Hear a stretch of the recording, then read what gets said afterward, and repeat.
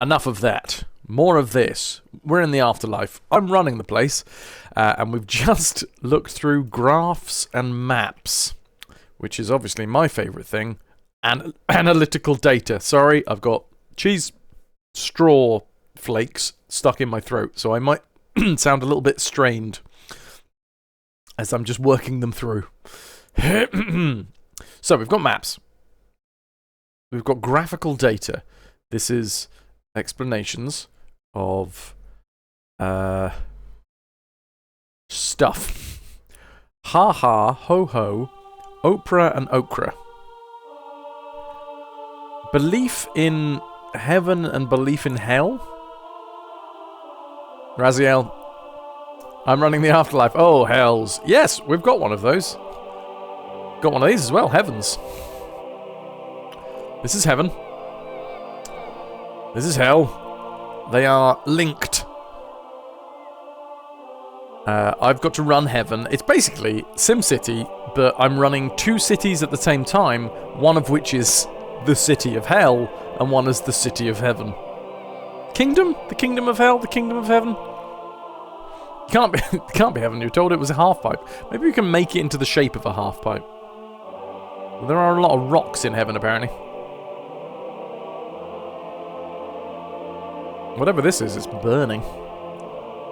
Right, we've been told that if there's these sticks, it means you've got to build the associated color zone. So we need more brown zone. Welcome to the brown zone. I enjoy being welcomed to the brown zone anytime that I go into public toilets. We need a blue zone up here as well, which is pride and humility. Oh shit, it says it up here. Zoning, topias. It says it right at the top. Those burning things definitely are planes.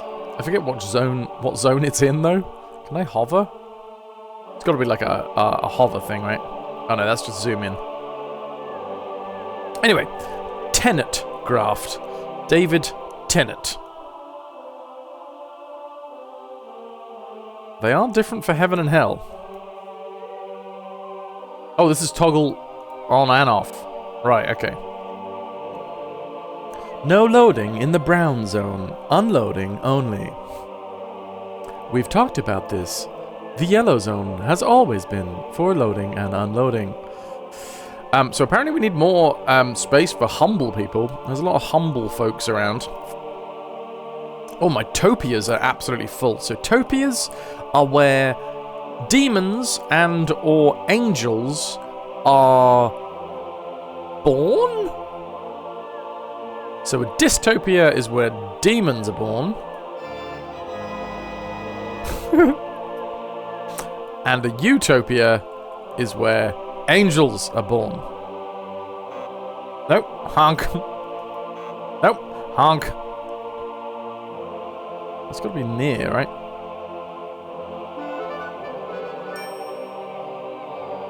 Okay.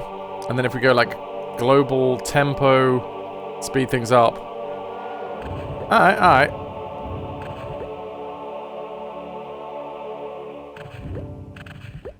Got it, got it.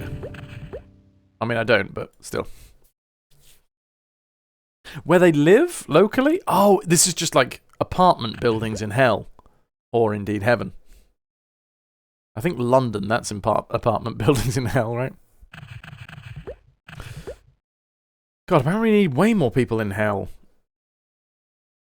We need lots of places for people to... oh, sorry, demons to live in hell. Okay. Hey, now! Okay, I'll say central London, shall I?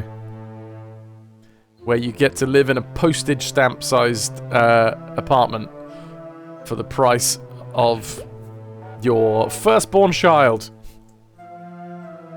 You're back. Johnny, we're here. Lovely. We're actually retro gaming on this retro gaming channel.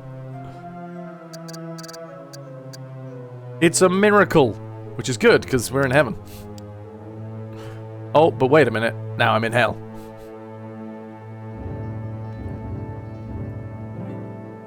There you go. The full stop did manage to kill it. Only your firstborn child? What a bargain!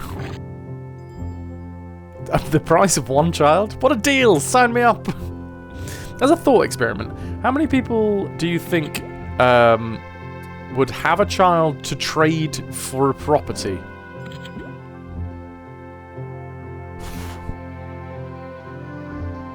That's quite a difficult one to say, right? Long-term investment. It's 9 months. You're investing for 9 months. As a fella, it's slightly less of investment. That's the thing. It's very much a one-sided issue there. If you're giving it away, obviously, if you were keeping it, that's then a joint effort. Being on this side of the coin, though, very much a one and done sort of affair. Well, depends. Maybe not. It's like I guess stocks and shares, you know? You make your deposit, and then you wait for that to mature.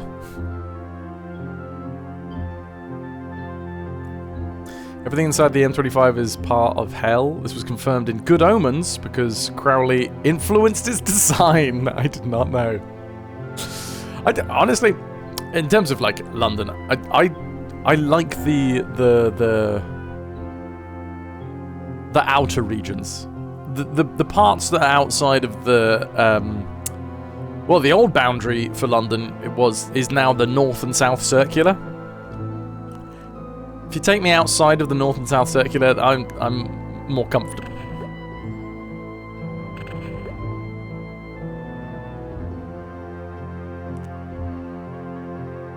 And then the market crashes and your child is a millennial. Oh god. Right, there is an etc. button. Avoid Heathrow entirely. If you trade your firstborn away, there's a chance it'll come back to kill you. Risky, yeah, but you'll have a house. So you can hide in there?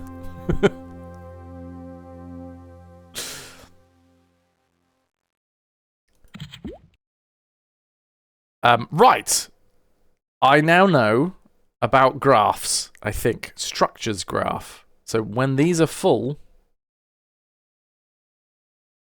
Good stuff. Losco, you once got stuck in a traffic jam on the North Circular for 7 hours. That's why you need a motorbike. Because motorbikes very rarely get stuck in traffic jams. Unless there is a horse. Always check for horses.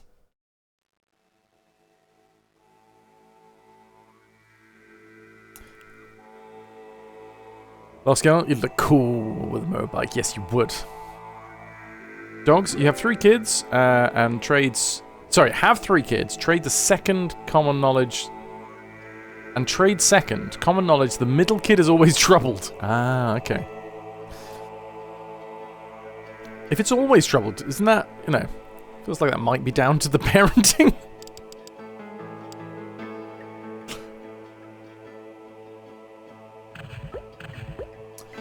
Johnny just finished watching the first big fight in the 20-hour BG3 final. It was epic alone. You can't wait to see the rest of it. It was mad. The whole thing. I will warn you, if you don't want to see a grown man weeping, then you don't want to see the finale. Because I was in floods of tears. 24-hour streams do make me more emotionally susceptible. But yeah. Oof, I'm not going to say anything. 2 reasons. Number 1, there are people here that's still trying to avoid BG3 spoilers. Number 2... Well, mostly number 1. I think there was a second one that I wanted to point out, but... Oh god, it was so good. They were so good.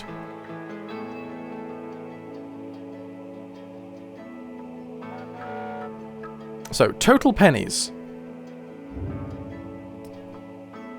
Heaven's population... Hell's population, total pennies, soul rate, penny inflow, penny outflow, soul losses, average efficiency, fate structures, overall spiffiness. So I'm not really gaining any money at the minute. I don't know how you gain or lose money in hell, but I guess we'll find out soon with the next tutorial. Belief graft. Ha-Alf-Suma.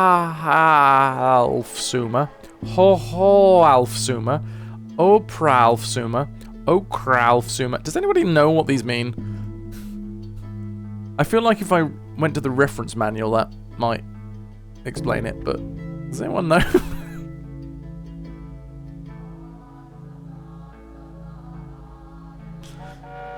Heaven's Ledger and Hell's Ledger. Oh god, our net income is in the minus. We're in the red. Q, those scenes were incredible. Number 2, emotional trauma, true story.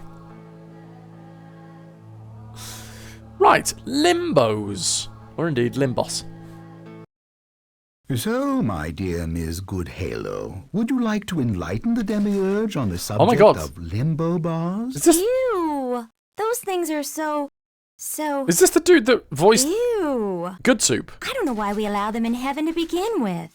Frankly, I'm not too fond of them either. Hell loathes second chances. However, duty calls, so... Limbo bars, your mightiness, wait. are I temporary feel like he havens was for in lost souls. in Those displaced Monkey Island spirits 3. who for one reason or another cannot find what they're looking for in the afterlife. Normally... I am not listening to this. Wait, hold on. We need to do this again. I'm just purely listening to his voice as trying to... Oh, Avi, get off the roof. There's 2 seagulls on the roof opposite me.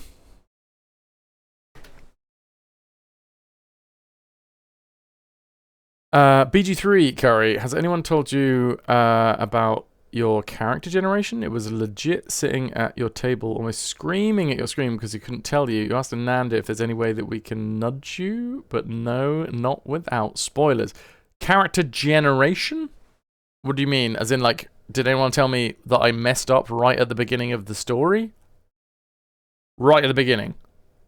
Oh, no, tell me. What did I miss? Jasper is voiced by Milton James. Was he a voice in... Avi's cousins. The family's coming over. Avi couldn't make it to see the show, but Avi's cousins have. Was Milton James a voice in Monkey Island? Specifically old what's-his-face Good Soup? I could have done something super amazing. I mean, if it's in the very beginning, yeah, go on. Tell me, Curry. Spoiler PG-3! Spoiler PG-3! Do not read! I'm going to read this in my inside voice. Oh! Interesting. Oh, there's like different backgrounds that you can choose. Very interesting. Well, this is the thing, Johnny. It's not so much controversial, but there has been people that have literally stopped watching this stream because we were playing BG3. So the last thing I want to do is be like, we've stopped playing it now. Let's talk about it. Let's talk about all the spoilers. If anyone wants to talk about it, by the way, chuck it behind a spoiler thing in the live chat in the Discord if you can. Perfect place for it. Oh, Baron, you wouldn't have recommended that as a first playthrough. Fair enough. Right, I'm going to bring up Limbo, and now I'm going to focus. So, my dear Ms. Good Halo, would you like to enlighten the demiurge on the subject of limbo bars? Ew! Those things are so... Ew! I don't know why we allow them in heaven to begin with. Frankly, I'm not too fond of them either. Hell loathes second chances. Hello. However, duty calls, so... Limbo bars, your mightiness, are temporary havens for lost souls. Those displaced spirits who for one reason or another cannot find what they're looking for in the afterlife. Normally, lost souls drift out of your afterlife forever, causing you to lose many a penny for each one that slips from your grasp. With limbo bars, though, you can temporarily stave off your losses. Regrettably, yes. Here's how it works. Consider this little slice of heaven over here. Just 4 kicks will destroy the road that connects it with the rest of heaven. Hey, stop it! Shh! I'm making a point. As you would expect, Without the connecting road, Thanks, miss. souls are being lost left and right. Here's where a limbo bar comes in handy. I'll just click on the limbo bar button, pick a bar, and put it down somewhere where we can see it. Once I've started the simulation running again, you'll notice that the lost soul spikes have disappeared and that the limbo bar's little canisters are moving up and down. This means that the limbo bar is attracting customers and entertaining them until the road is fixed. You mean getting them drunk, don't you? Well, yes.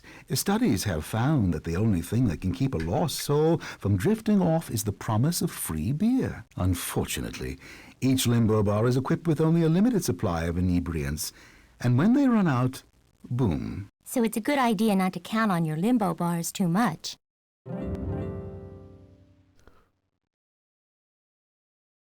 Oh, that's a lot of box. PS5 version of BG3 links. I hope you enjoy it. You got this. Milton James wasn't in Monkey Island, but you have encountered him before in Grim Fandango. Thank you, Scarred Vulcan. I definitely thought that he was Good Soup, but that might have been just because he did say Miss Goody, whatever it was.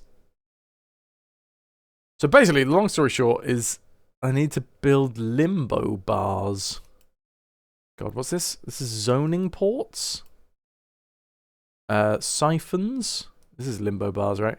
Oh, it's the LucasArts icon.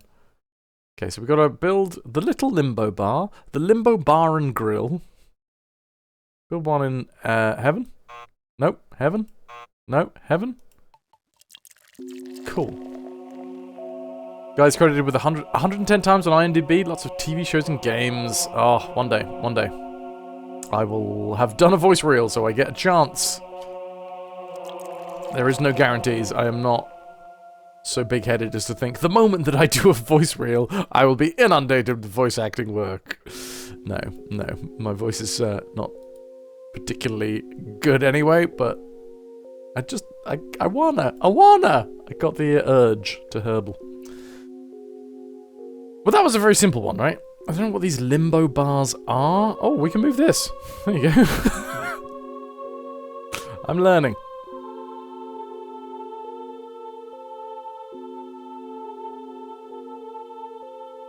This button will put you in micro view mode. Oh, I don't know, BXT. Thank you very much for the kind words, but it's no... I mean, it's no Milton James. Let's put it that way. He's been in Diablo 2, Command & Conquer Tiberian Sun, Neverwinter Nights 2.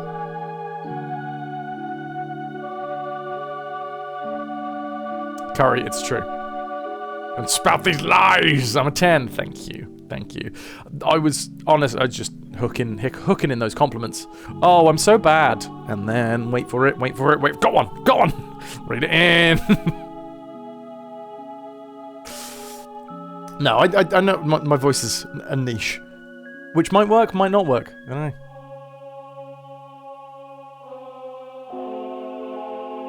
Your professional opinion, people aren't always looking for Milton vocal quality. Reel in those complimentary salmons. Right, well that was simple. We need limbos. Rocks and siphons, ports, and then we're playing the game now. So, like who's going to tell the boss about the rocks? Rocks? You actually have something to say about rocks.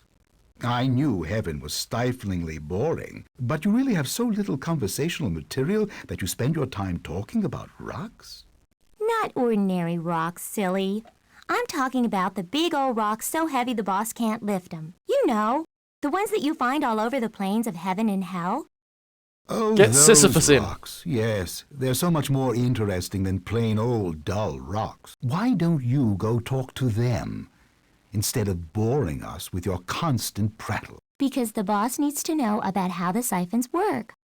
See this button here, boss? Yes. That's the one that brings up the ad infinitum siphons. It also that's a brings up really fun banks, thing to but say. We'll talk about those Ad later. infinitum Siphons siphon. draw little bits Siphon. of infinity, what we call ad infinitum, from the rocks. When you put a siphon down next to a rock like this, the rock begins to pulse, showing that you've tapped into it. Did it ever occur to you that the demiurge might like to know why he'd want to tap into ad infinitum? Oh yeah, duh. Thanks, Wormy. The ad infinitum energy helps make your fate structures evolve. With ad infinitum, you'll get much larger and keener-looking rewards and punishments. Without it, you'll never see some of the afterlife's better buildings, ever. Is that all you have to say about rocks? Did I mention that the siphons have to touch other buildings, roads, or rivers to spread the ad infinitum? You have now. Okay then, I'm done. Say good night, Arya. Good night, Arya. Arya's a good name for an angel, to be fair. So he's not just a voice actor. He was in Magnum P.I., Beverly Hills 90210, Babylon 5, Mad TV, Family Matters, Beyond Belief. God dang. Well, did you know I'm currently doing the Three Musketeers? If anyone would like to come up to Sheringham Little Theatre, we go up on Tuesday. You know, that really easy to get to theatre, Sheringham Little Theatre in North Norfolk, right on the end of the train line. And sometimes the trains don't actually get to the end of the line. Sometimes they stop in Cromer because they just can't be bothered. Yeah, that one. The really easy to get to theatre. I'm sure everybody can get there. Come on! Curry, you're serious? This is, in general, e.g. if you want to paint, go paint. Don't beat yourself up over not being good at painting, just do it. Do things. Life is too short to wallow in self-doubt. Do it for yourself. Do it for fun. You don't need to be amazing at what you do. Just your 2 cents. Hell yeah, dude. Hell yeah. The train line falls off the world at Cromer sometimes. Apparently. Oh my god, you got a fabric map! Hell yes, Lynxia. I mean, when you do pop it open, I would love to see that fabric map in all its glory. Okay, rocks and siphons. So, we need this one? Siphon. No, that's a port. It's in etc. Ad infinitum. That's what it's etc. Ad infinitum. The Flying Piggy Bank, the Eternal Trust Savings and Loans? Wait, and this all works off of rocks?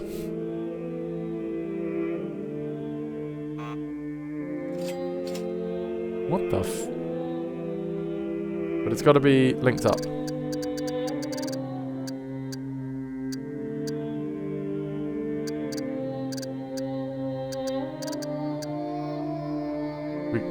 Are we good?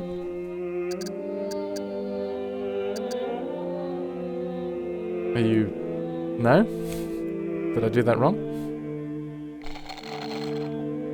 Okay, well that's working now. I think... These things are different? The first warthog.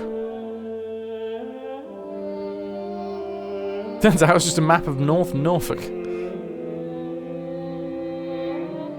East Anglia is one part of the country I haven't been to yet. It's lovely over here. It's very flat. Nice and cool. Lots of water, you see.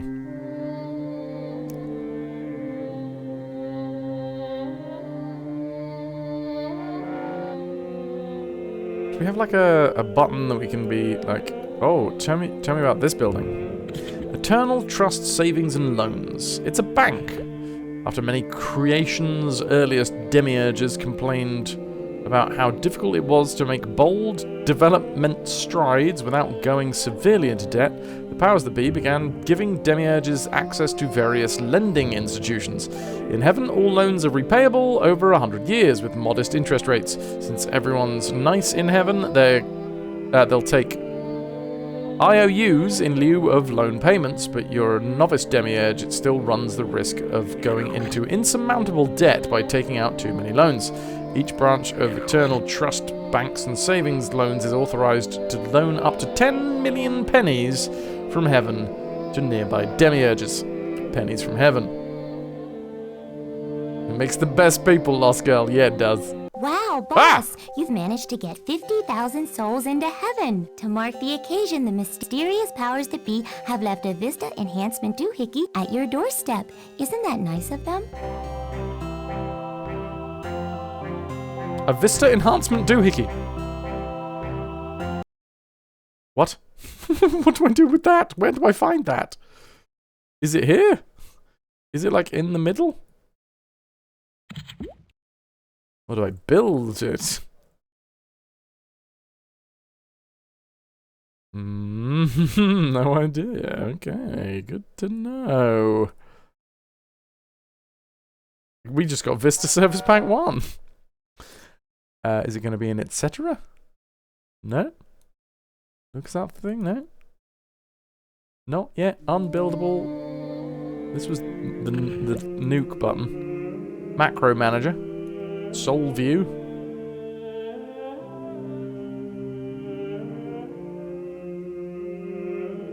Well, your spiffiness. Hell's population has reached 50,000 souls. Truthfully, These are this so is cool. a laughably simple milestone to reach. But the powers that be have decided to reward you with this ugliness engine. Anyway, try not to break it. Is it what? Where? Is it here? Is it actually a thing?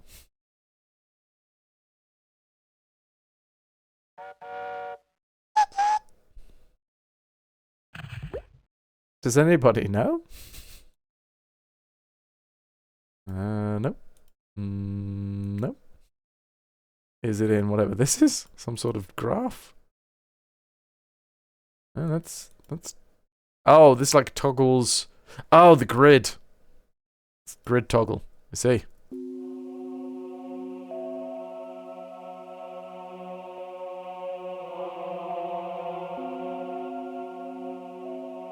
You get already confused just looking at anything on a map.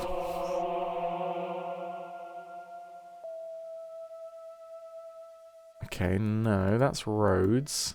That's nothing. No, that's connections. Halo Institutes of Technology. Choo-choo. Ow! The Vista Enhancement Doohickey. It's under the gifts section.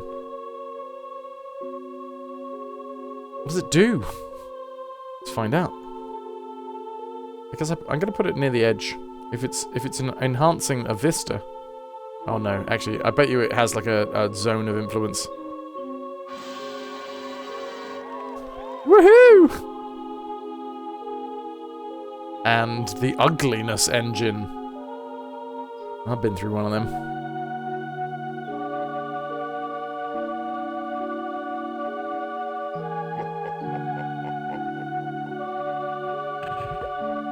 Alright, I guess we connect it up. Oh dear. Someone just...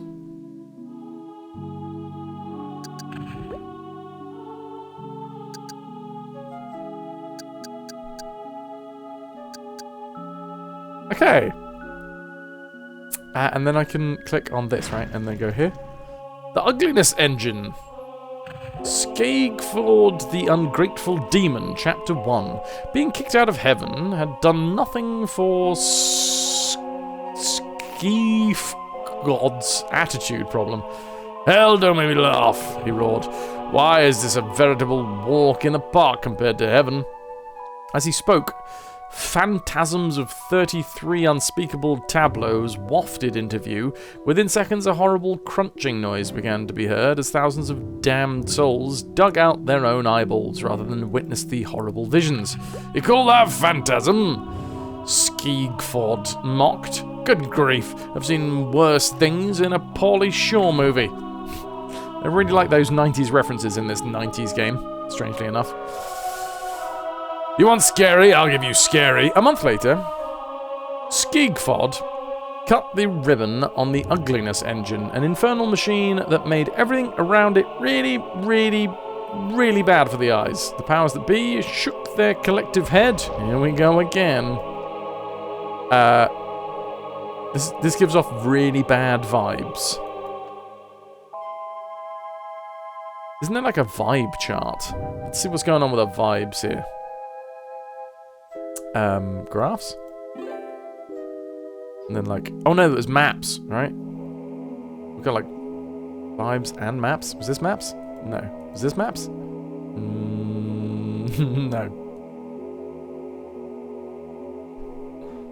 Was this maps? This was maps! Okay, so. What was vibes? Let's check on the vibes. Here we go. So in heaven, we've got some bad vibes going on over here. Great. Good vibes. Good vibes, bad vibes. There's some random bad vibes just dotted around the place. Obviously, why is there so much bad vibes over here? We need to get good vibes going on. How we do that? And the bad vibes... Oh, the big good vibes has come from that thing that we just created, right? Nice. And in hell? Oh no, there is so much good vibes in hell. I don't want good vibes in hell. That's like the opposite of what we're going for here.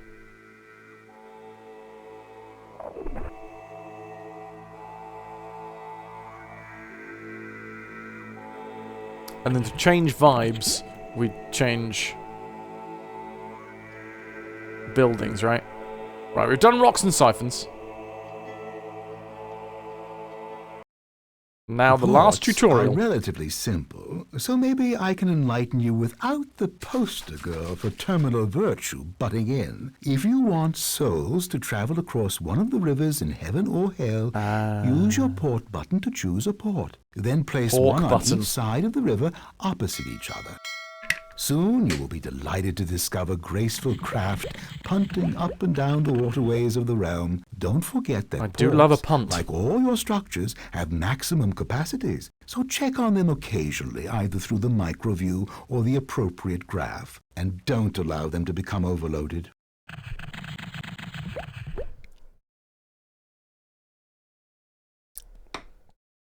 Okay.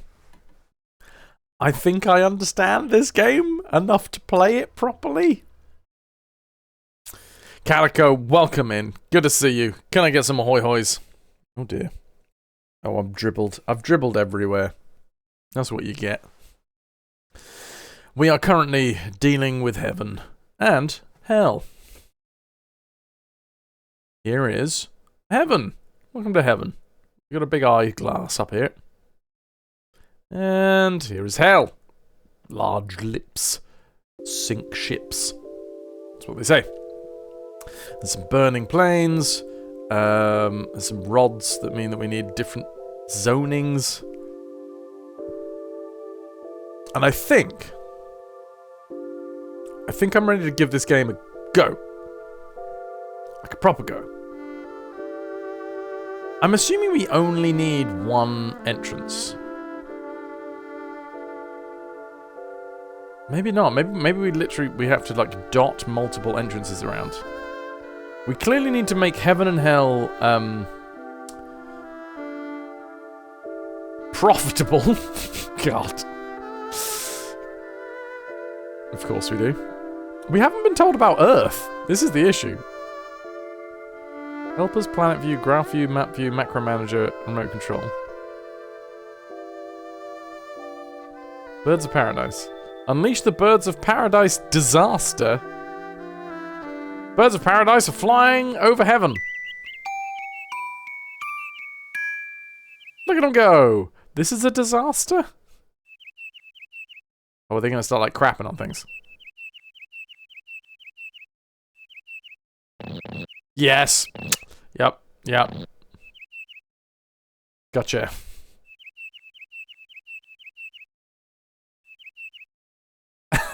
I enjoy this as a disaster.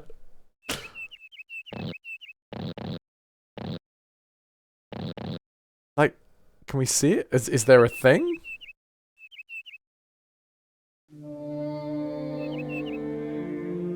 Is that actually doing anything?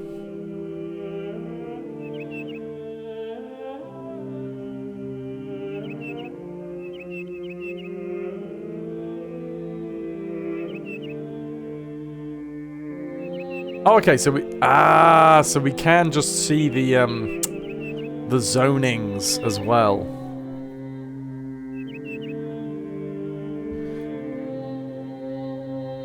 Okay.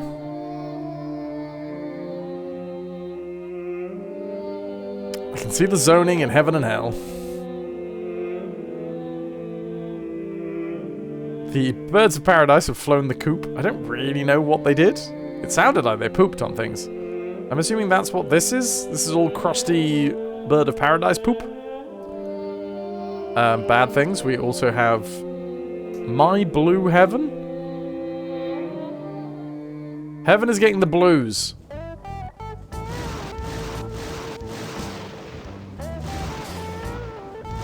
Oh, yeah.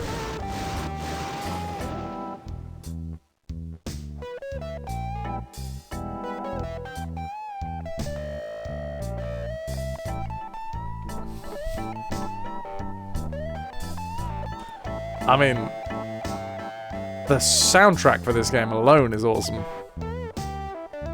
Hold on, Ziggles. Boom, boom, boom, boom. Walk that bass line.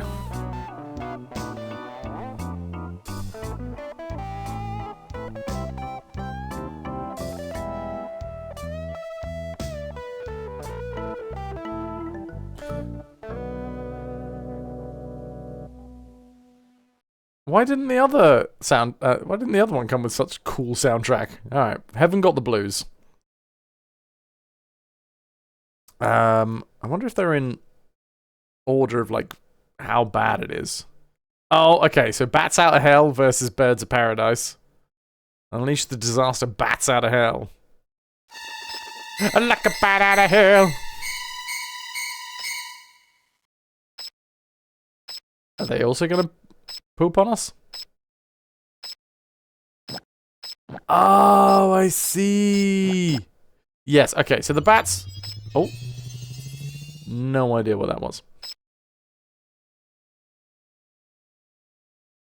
Okay, so we need to decide on two things. No, we actually need to decide on one thing. What is going to be the 100% for this game? I'm assuming it's going to be gifts.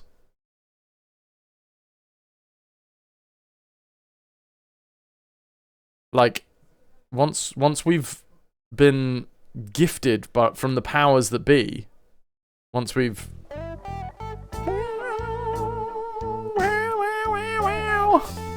Oh god, does the blues continue? Oh god, Heaven has had the blues for a while. How do you stop the blues? We're just saying no bad things? This will cut your soul's rate by 50... Oh, no. Oh, that was... Okay, I like that. Let's find out what the equivalent in hell is. My blues or hell freezes over. Okay, so same thing. Oh, and that one does come with another fun.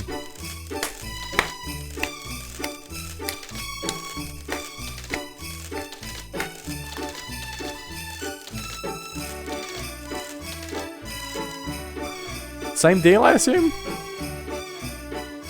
Merry Christmas!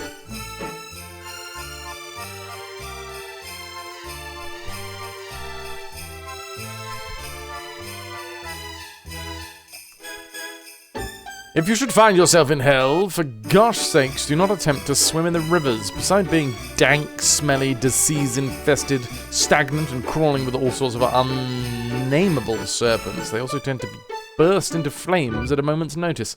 Hell on 30 pennies a day. Perdition Press. Oh, you can look at everything in this game. The artwork is fantastic. Wait, can I just like...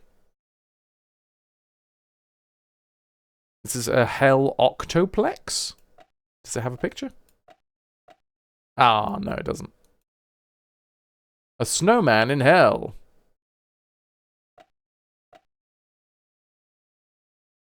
Oh.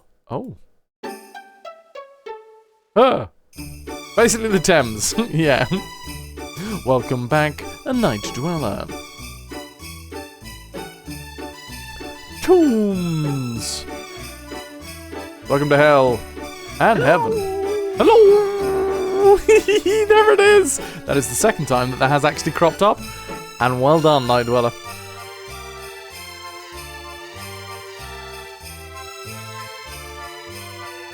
Oh, of course.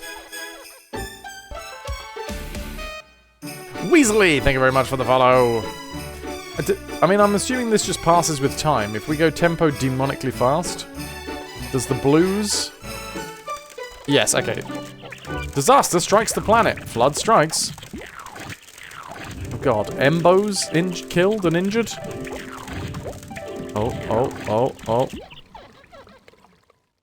Yours came with a paperback rather than fabric. That seems a little bit... cheeky. Oh god, slow down. How do I slow down? Mortal plotting. Okay, hell is freezing over again. The natural perkiness of heaven chased away the blues.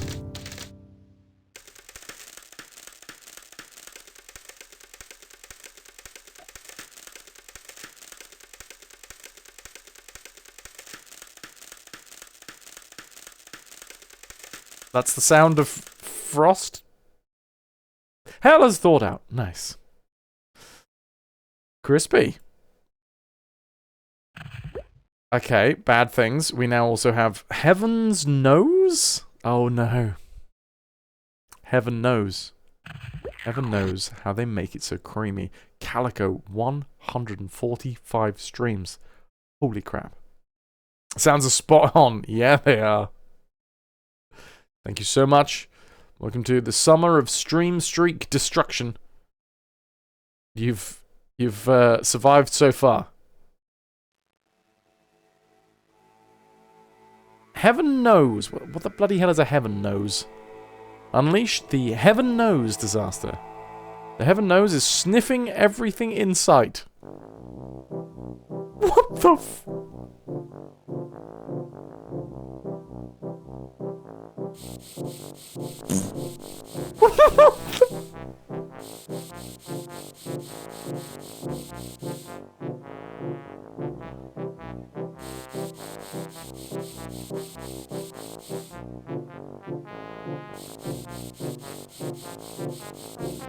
That was excellent timing, Epic. Congratulations.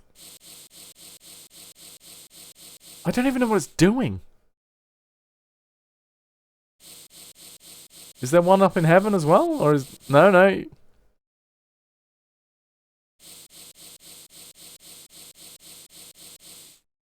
I feel like I should be looking up what this actually does.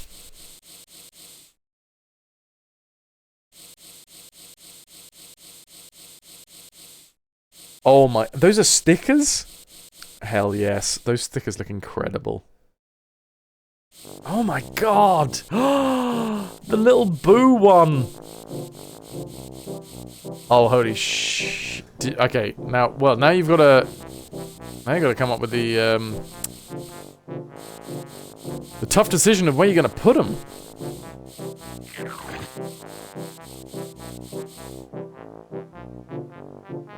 Right, hell in a handbasket. Is this a single... This is indeed a single game. There are other games called Afterlife, but they are not related to this game. Alright. So if I... Because Heaven Knows is in hell. Can we do hell in a handbasket in heaven? Unleash the hell in a handbasket disaster. Right. Heaven doesn't want to go to hell in a handbasket right now. Does hell? Oh, the nose is off. Goodbye, Heaven knows.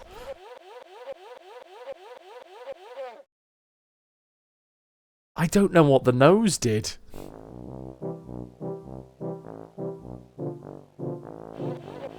What does hell in a handbasket do? Wait. No, but I want hell to go to hell in a handbasket.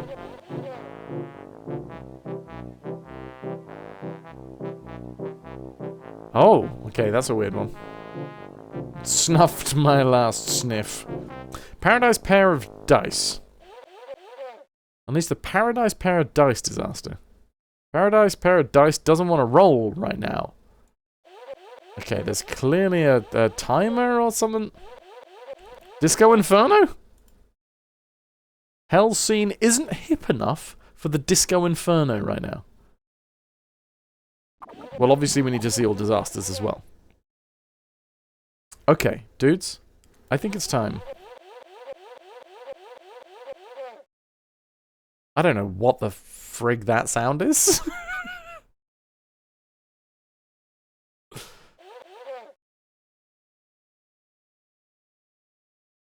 Let's not save this. This was tutorial time. We're going to start on medium. I'm assuming that tempo... Yes. Can we just... Is that shortcuts from Overworld? Divine Intervention is I. M for Mortal Plodding?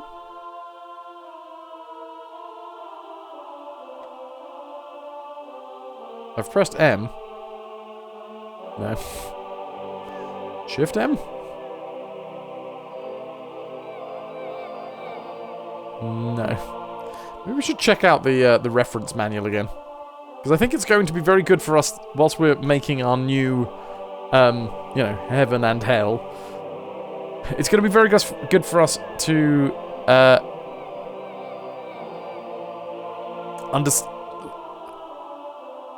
like, what's the word? What's the word I'm looking for? Pause at a moment's notice. There you go. I got there in the end. You don't understand what's happening in this game? So, we are currently in charge of heaven and hell. Here is heaven. Here is hell. We are in charge of both of them. It's a city builder sim. Like SimCity, but I've got to build two opposing cities. One is hell, one is heaven. And we got to balance it out. We've got to punish the souls in hell. We've got to reward the souls in heaven. There is a world which I don't quite understand. I don't get it. Technology, sin, virtue. We should read about the world, but I'm not going to do it just yet. Ism. Angelic, virtuous, neutral, immoral. What the frig is all it? Can I change these sliders? Interesting. I don't know what it does. Okay, this bit is confusing. I don't understand. I'm going to leave that alone for now. But because this is a new world, we can start by. You know what? Let's start. We sort of need to make something that is relatively like we can make the equivalent of in both worlds. This seems like a good place. So, let's make Heaven's Gate. So that we can let new souls in.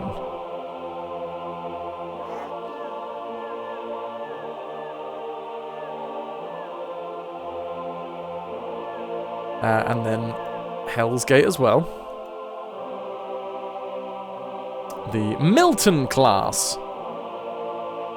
Named after the voice actor, maybe. Cool. Once we've got Heaven and Hell's Gates, we need to think about roads.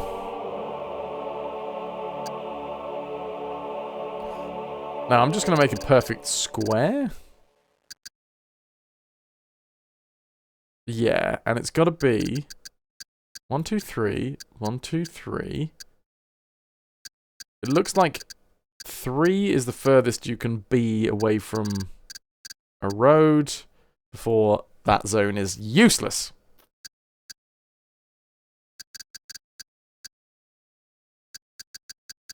So let's do that. Cool. Then we need to zone. We're just going to have a little bit of everything. A little bit of everything. Let's go for a 3 zone of envy. Here's avarice. Put gluttony next to it. Bit of sloth and diligence. Lust and chastity. Oh, it's very colourful.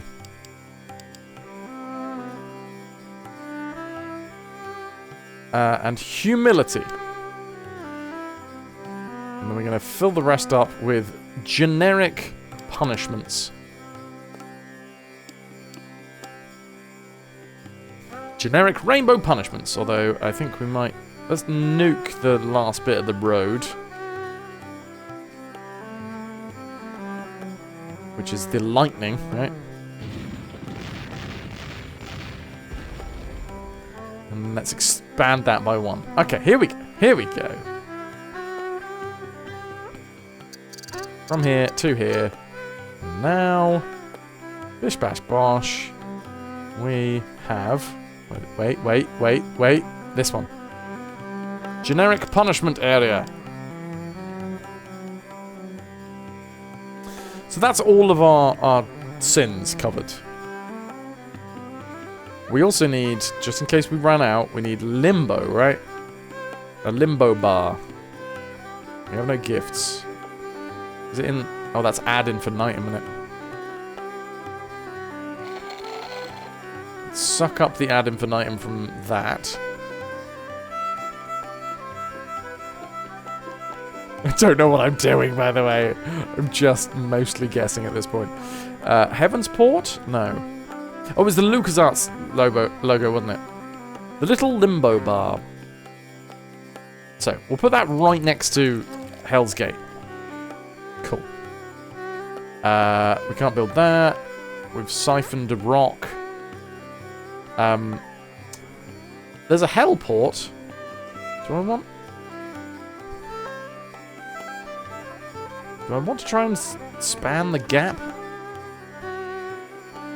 Maybe I feel like making Lost Island. Feels good, right? Very lusty island. Surrounded by lava. I'm getting ahead of myself. We do need to ship souls, though, right?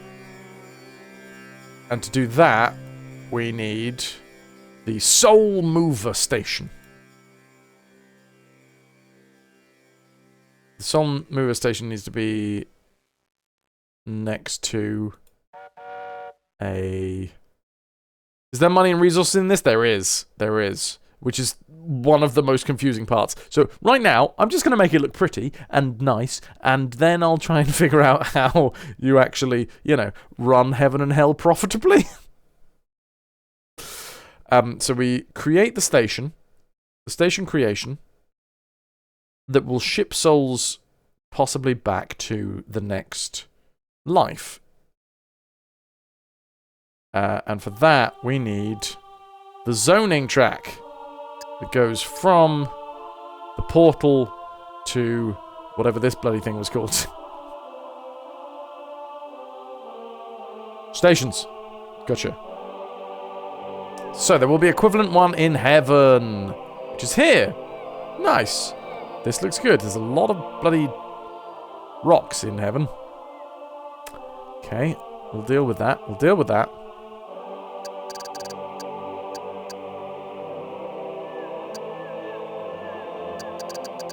Are you good? 1, 2, 3. 1, 2, 3. Oh, bums! There's a rock in the way. Fine, we'll go around the rock. Round and round the ragged rock.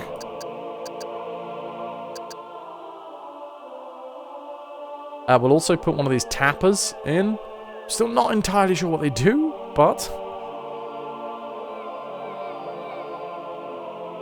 Ad infinitum. They siphon rocks, and if you siphon rocks, it's a way of getting better buildings? That's as much as I understood from the tutorial.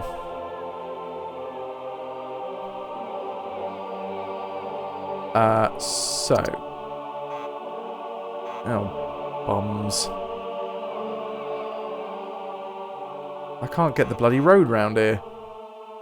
Friggin' rocks. How do I hide other stuff in heaven? I can't. Okay, fine. Okay, the rocks are going to be my biggest issue in this game. Can we, slap another one of these ad infinitums down.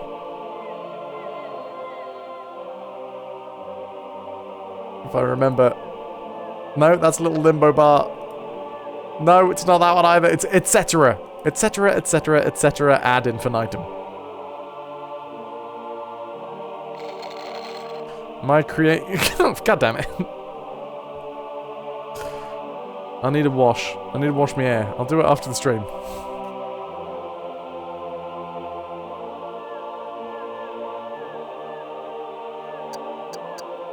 Is this good?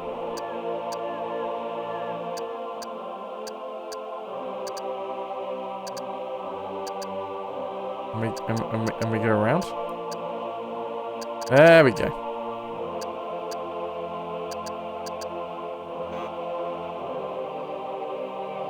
Cool! Maybe. No idea. So, zoning again. We're going to put... here is the contentment zone. Here is the charity zone.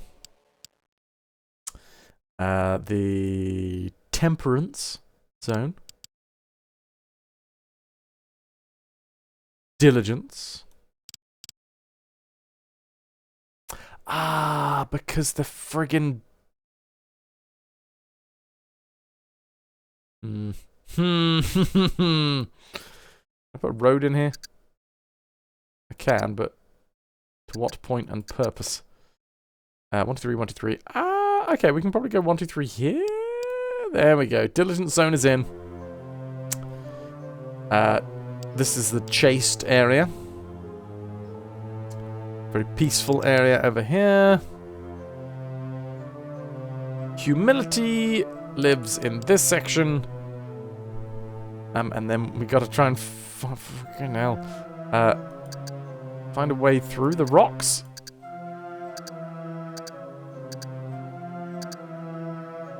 Put another tap in the etc.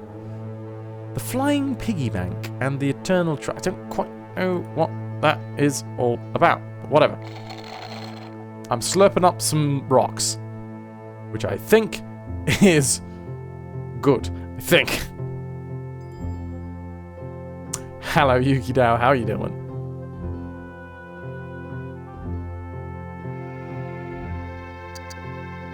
And then we'll bring this out and around here like so. Boom. And all of this is generic reward area. Lovely. Okay, from there, here's where you go for your generic rewards, everybody. If you'd like a pat on the back or a slow clap or something, that's where you go.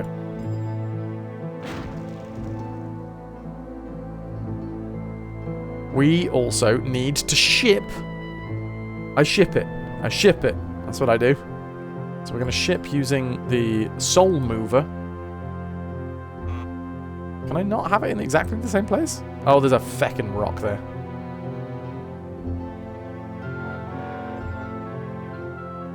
Alright, then once we have created the soul mover, we need to connect it to the gate.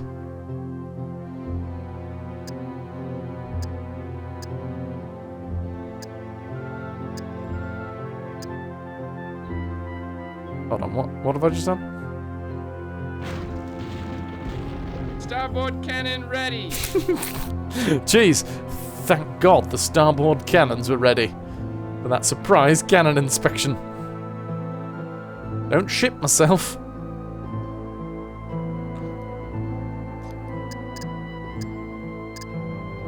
I'm just gonna, like, click here. We good? Did that work? I think so. Lovely jubbly. So, we've got Heaven's Gate and Hell's Gate.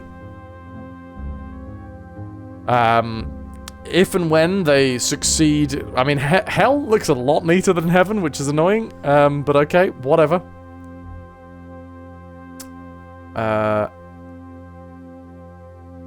Of course, we need Topias. Topias are where we hold demons in Hell.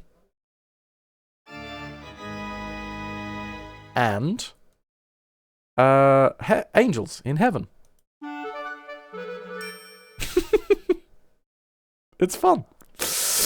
Okay. So that's where that's where we house them, but we need to then teach them how to be good angels or indeed devils. So we need like a little angel university and a little devil university. What's going well? Possibly. I have no idea. I'm now going to set the tempo. Let's go. Mortal plodding. Things is happening.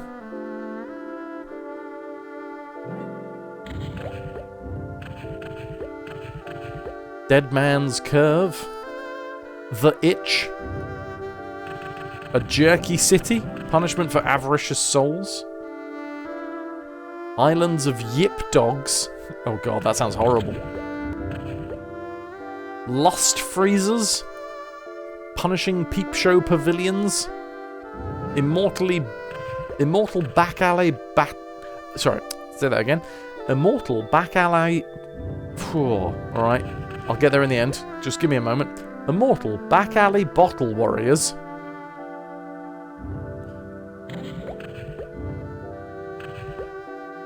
A rock too heavy to lift.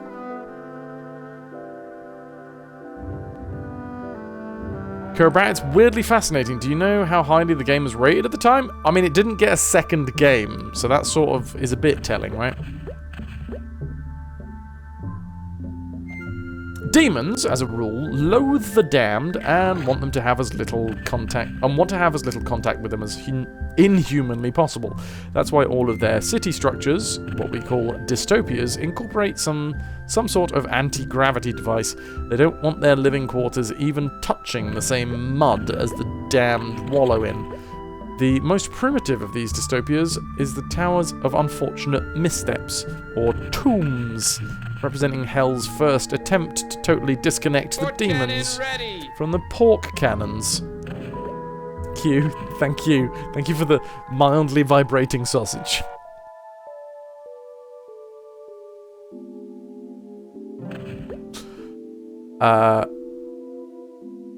Of anti-gravity towards the very end of the construction phase.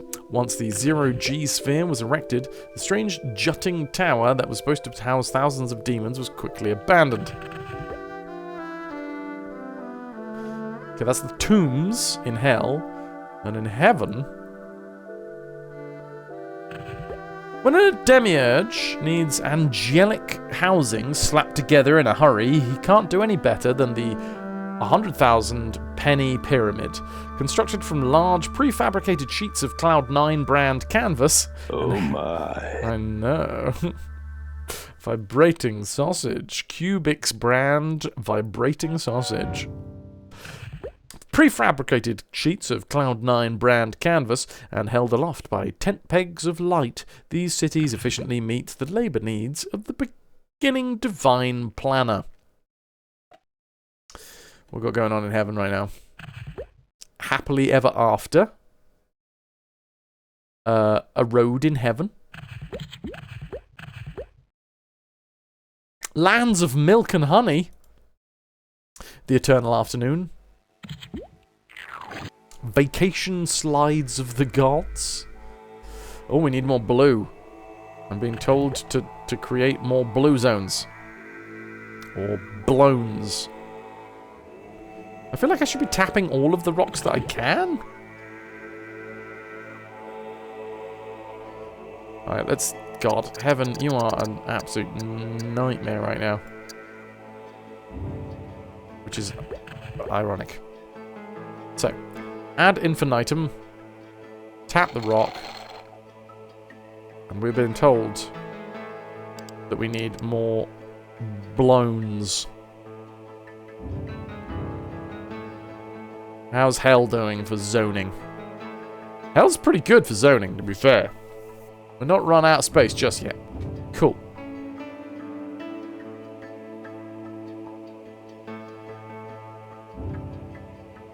So let's have a look at some graphs. Everyone's favourite. Still not entirely sure how to read this one. Alf. Ralph. Afterlife? Is that right?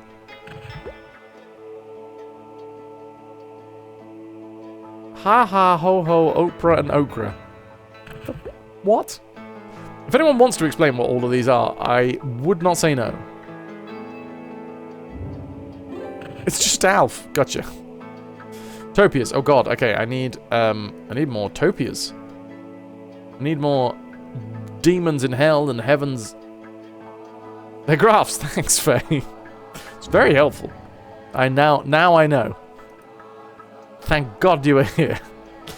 Right, well, I'm going to, for 1,000,000 pennies, I'm going to bring out a Palace of Pincer.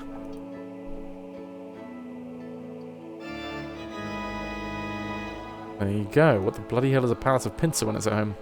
Once the concept of anti-gravity had been conquered by the snooty demons, they set about building dystopias that would totally distance from the hated souls of the damned. The design that became favoured among working-class demons was the Palace of the Pincer of Peril.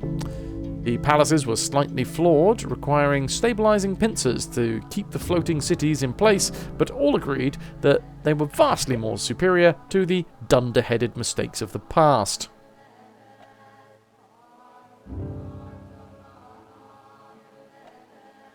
Palace of Pizza.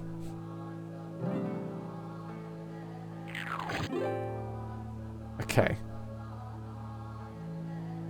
And I'm assuming, we should also build Barb's Crystal City. Good old Barb. Everyone loves Barb. Do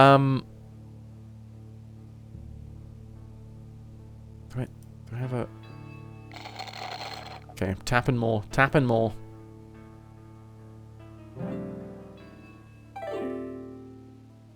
No one knows who Barb was, but eons ago, his designs for these simple, economical, angelic cities were found under a bucket of manna. Angels, being a curiously productive lot, immediately built the prototype city based on Barb's sketches. They were so entranced with the results, which vibrate mellifluously with the beating of each angelic wing, that the Crystal Cities soon became a mainstay in heaven.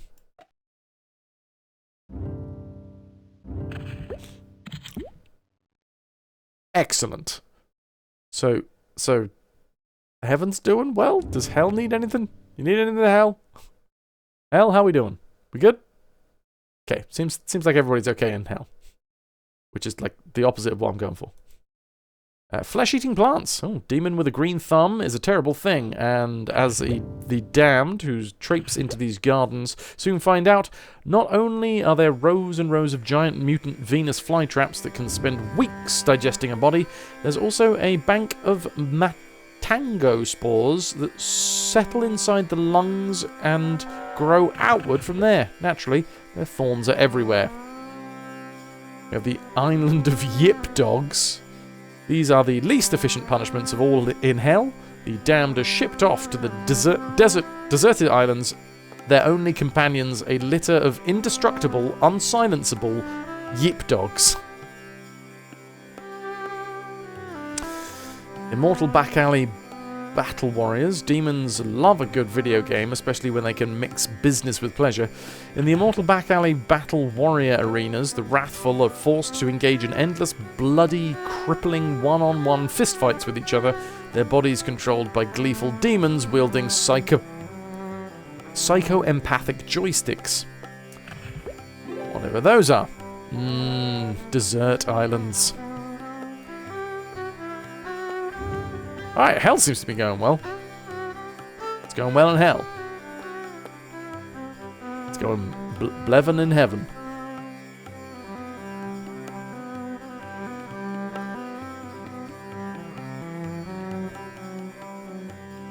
I should probably look at some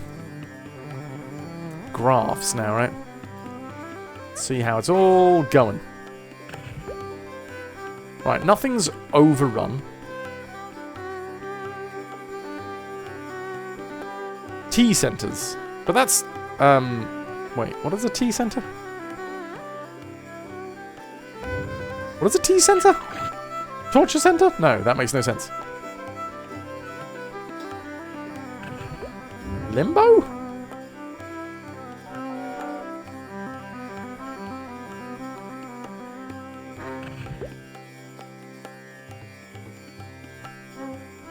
We have a lot of imported demons.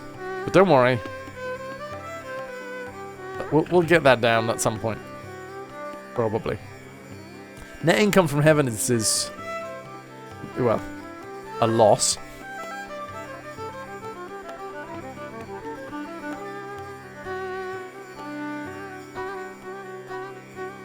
Okay, I guess I save?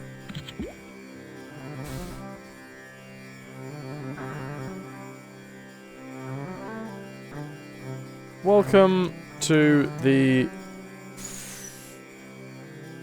Afterlife. Welcome to the Afterlife. There's a wood pigeon somewhere going mad. Alright, and then I guess I speed everything up. Oh god. Birds of paradise are flying over heaven. God, I need to know.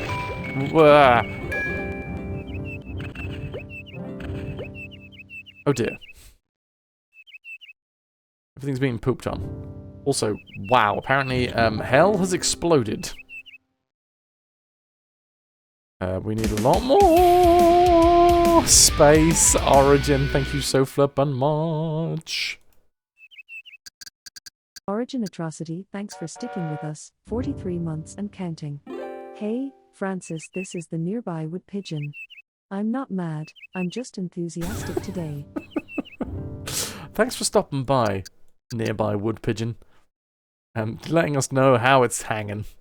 Gonna get some love for Origin Atrocity with the 43 months of support. 41 months. In a row.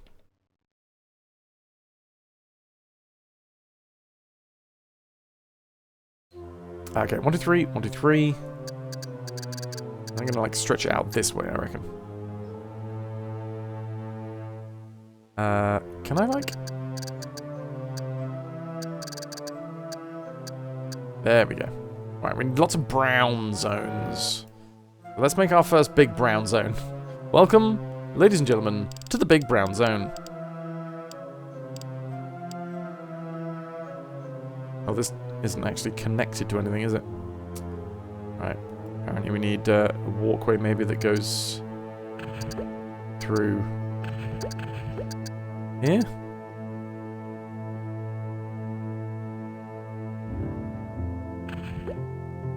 Fine. We'll connect it that way.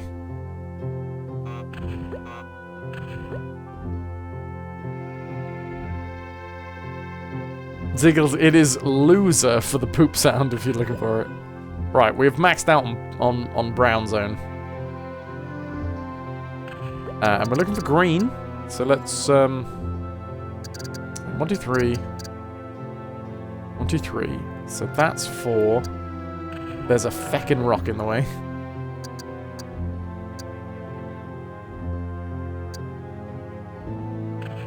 I'm just assuming that we need to tap all of these things, but also I don't quite know what the money banks are. Do they tap things? I don't get it.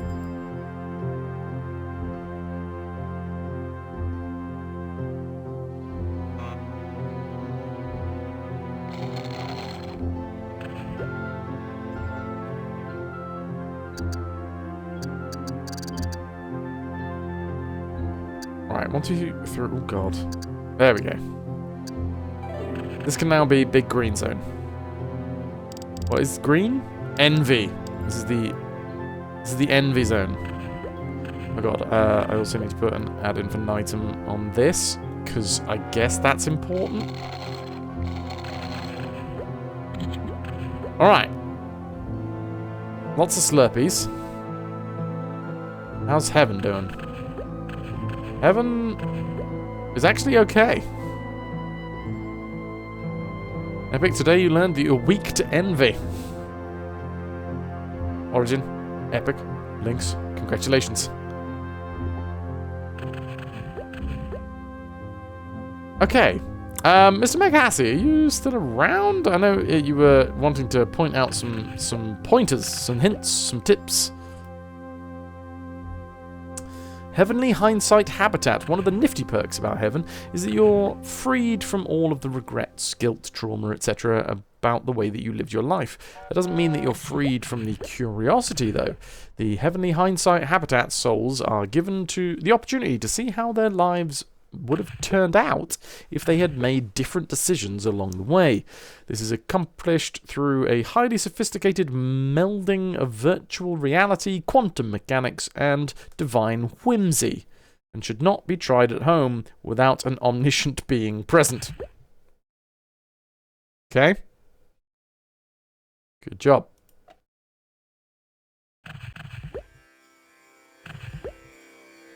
Poorly balanced, slightly undiverse, grade C- for efficiency, somewhat under bad vibes, putting out slightly bad vibes.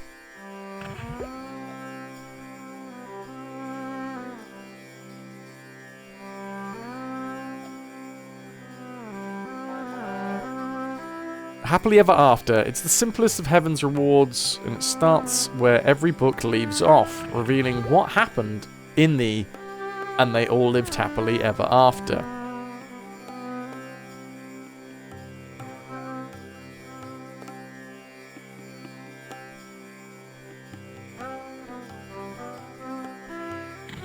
Right.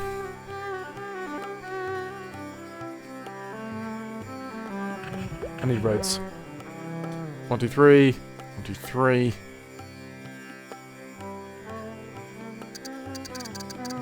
that right? I mean, there's going to be a bloody... We're going to have to go around a rock.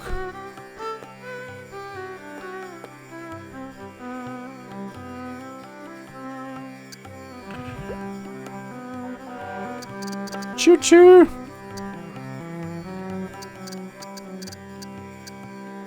Oh, damn it. Wait, hold on. Let's meet this road. And let's put in an ad infinitum. Because that's a thing that we need for some friggin' reason.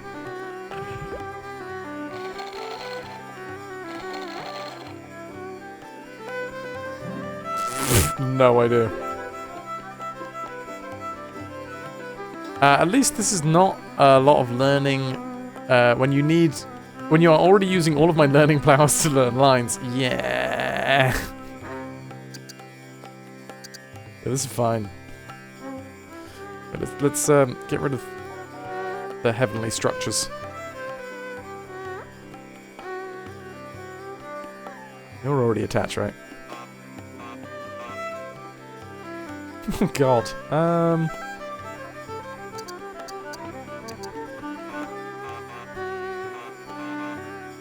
Oh, that's just on a rock.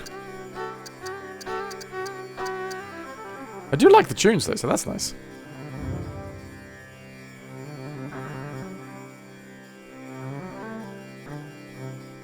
These are taps, right? These aren't desires, these are just taps.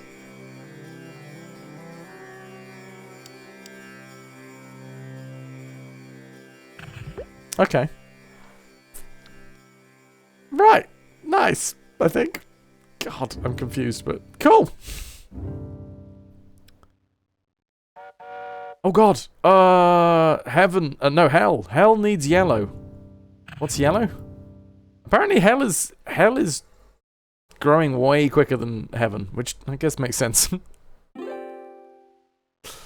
It's avarice. Avarice and greed. We're Marley and Marley, avarice and greed.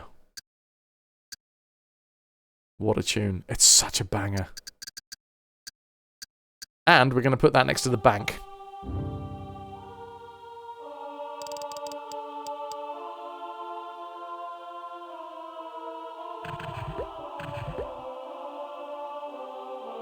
What's going on? Congratulations, your pandimensionalness. Hell's roads are disgustingly efficient, briskly transporting the damned from one punishment to another with a minimum of fuss. Hey, wait a minute. I thought you said... Wait for it? Unfortunately, an efficient road system is the last thing you Oh, want in no. hell, and will only serve to suppress the evolution of your punishments. If you ever want to see a highly evolved hell, you had better start snarling your traffic toot sweet. Okay. Right. What about heaven's roads?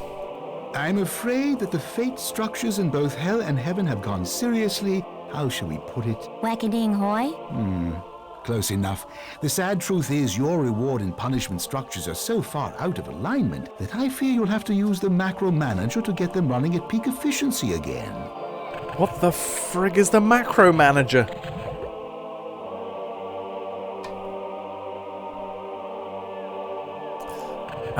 Okay. What about the vibes? More than a few of hell's punishments have fallen under unfortunate clouds of good vibes. Ooh, good vibes are keen. Yes, but not in hell. If you wish to eliminate these keen patches of hell, I'd suggest putting a dystopia or a gift structure near the afflicted buildings. Right. Now you've done it. Hell has grown so large that you'll need more ad infinitum siphons to keep it empowered. I think I'm gonna have to pause time whilst we figure out what the hell's going on. So, ow, my buttocks, is what I had to say there. All you hear is the Grinch screaming, "The avarice never ends!" Hey, Jer! Building hell? But you've already got a Twitch channel. Wah, wah, wah. So apparently hell's too efficient. Actually, I think I've probably gone the other way around. So I've made heaven inefficient with its road systems. I mean, look at that. That's horrible. And, hell's too efficient.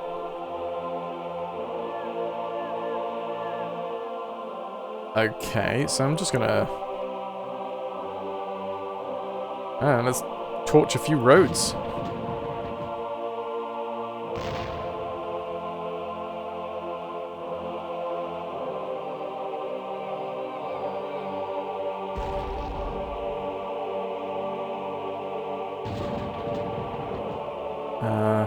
Yeah?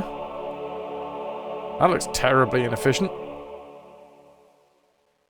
From the gate. Okay, alright. So, talk to me about the macro manager.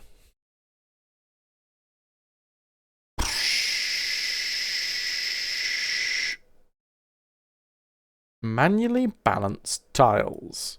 Auto balanced tiles.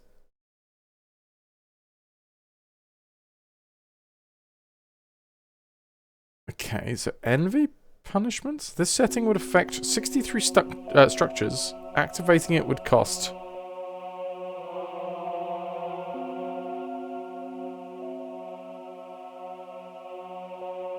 Ignore status, lock tiles, unlock tiles. I don't know what I'm doing here.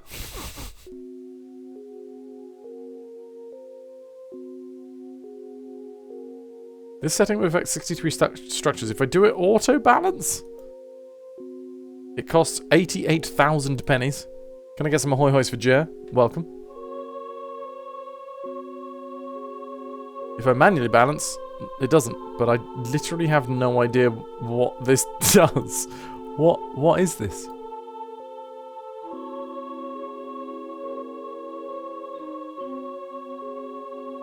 I have no idea.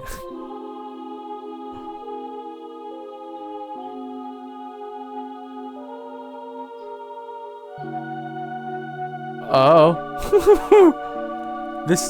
What?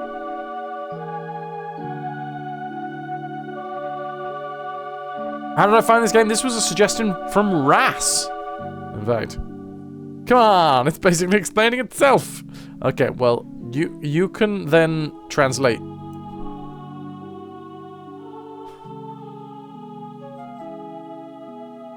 Just start clicking things. It's only heaven and hell hanging in the balance. Okay, I think what I want to do is randomly click on things. But before I do that, I am going to go to the reference manual, which is not the full manual, it's the reference manual. Just the reference. Hopefully this should help some things.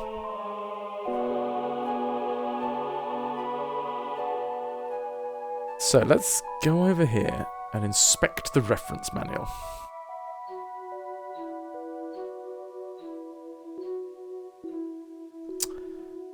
The macro manager. As we mentioned in our discussion of the micro view, crap. Well, looks like we're rolling back slightly here, folks. The micro view. Let's start here. Special feature, the color bar under the micro view balance slider. Is it wrist stretch time? Let's zoom in here as well.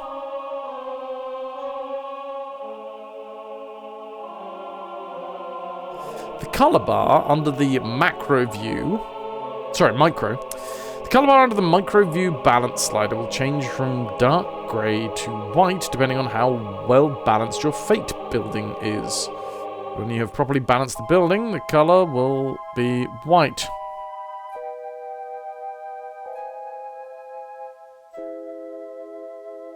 You want some jazz up in here, Joe? Interesting.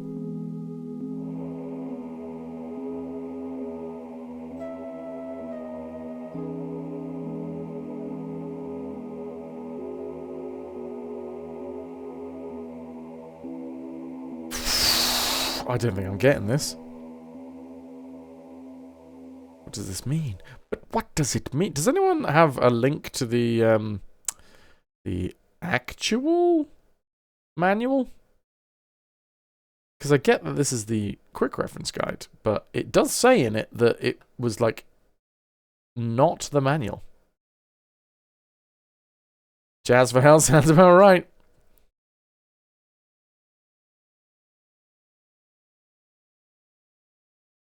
Also, there are keyboard commands, apparently. Scroll down, up, left, rotate realm. Oh, you can rotate the realms! That's good to know. That's good to know. Jumps the page up. Oh, I don't have page up or down.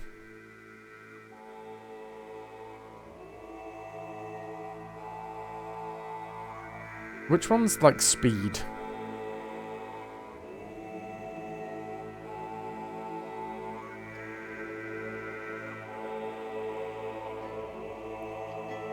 Special buildings, Karma, Ports, Topia's new game. Come on.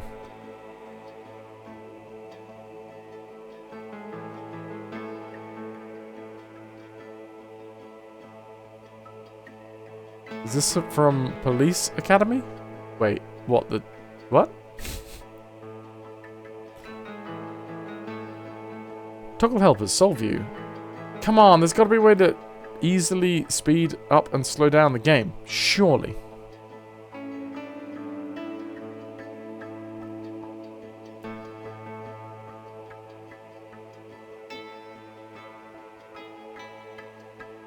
Training center activates Omnibulge.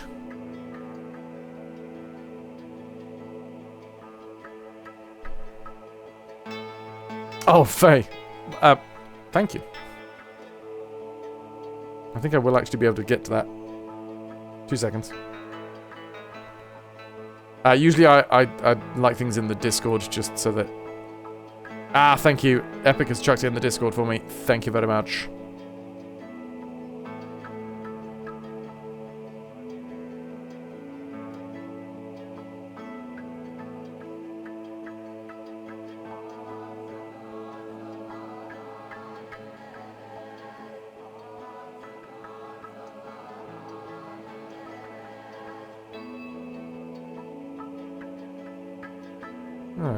Okay.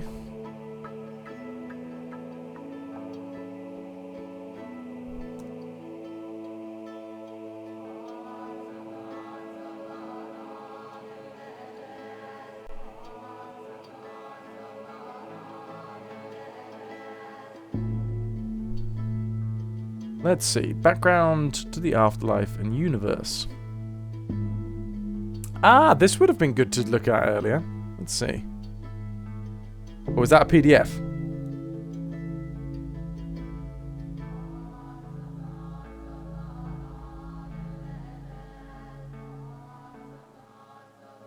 That's the player's guide. Oh, that's the one that apparently there is an excerpt. What we're reading is an excerpt from this whole thing. Oh, that's incredible. Thank you, Ras. Let's see if we can glean more basic information, but we might need to eventually look at the full player guide.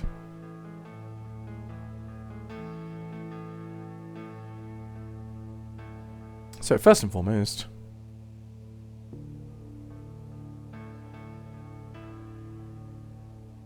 the background on the Afterlife universe. In Afterlife, the eternal powers that be, cosmic forces too vast for human comprehension, have appointed you Demiurge, a sort of local deity of one planet with its system of appropriate eternal rewards and punishment.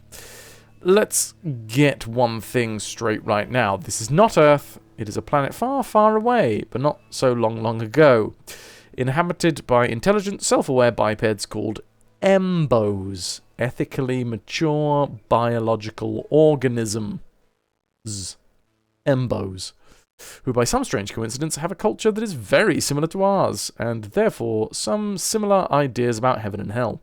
But it's all coincidence. Nobody needs to feel upset if our view of what happens after death conflicts with theirs, because it's all fictional. We made it up. Anyway, this is not Earth. It's just a planet of Embos. They have a variety of belief systems, and whatever they believe about afterlife comes true after they die. Basically, rule of the afterlife number 1, be careful what you ask for. Each Embo has a soul, stuff of unending life, that will survive death and be subject to the tenets of its belief system.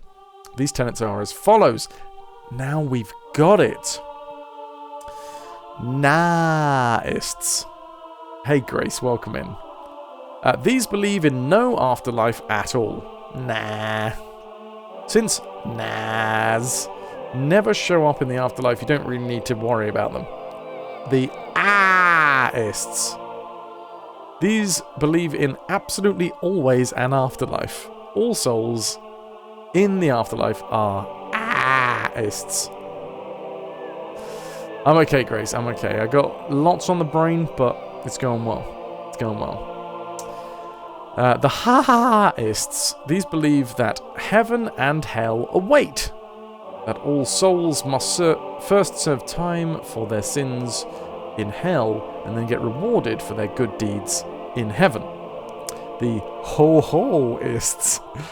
These are souls that go to heaven or hell only. Heaven and hell, or heaven or hell. Gotcha. Ha-ha, ho-ho. Depending on the ultimate balance of good versus evil in a soul, it will go to either one realm or the other, but not both.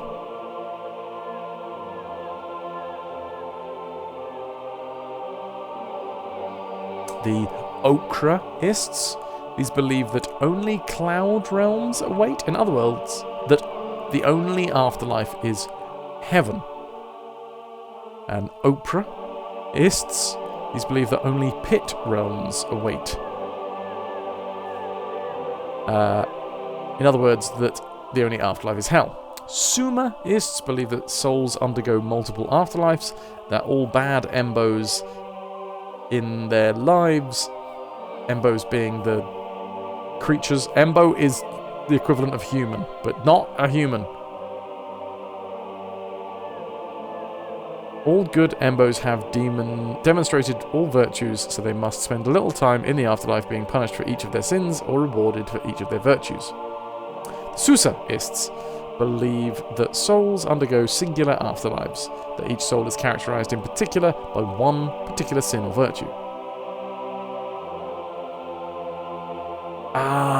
A PDF manual, thank you very, very much. Shared with Dropbox, thank you, thank you, thank you, thank you. Let me grab that. 2 moments.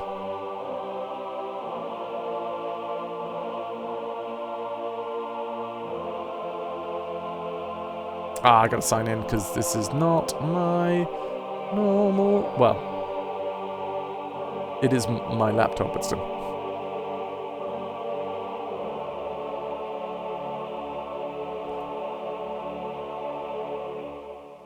Whoa.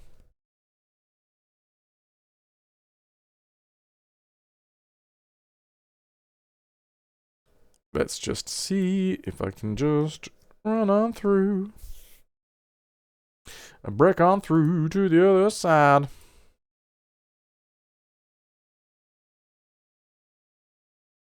Ah, yes, continue with download only. They do make it nice and cheekily difficult to find, don't they? This is not my laptop. I stole it from a hobo.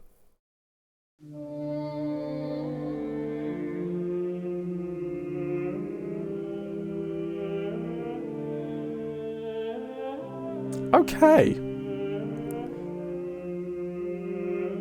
The Oprahist who believes Oprah is the second coming of Jesus. There's a couple of those about there, isn't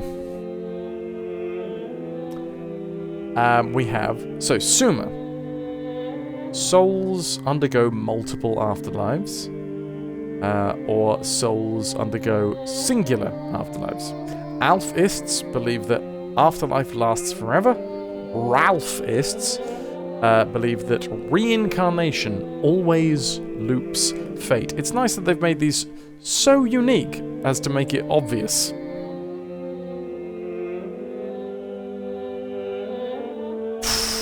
Right.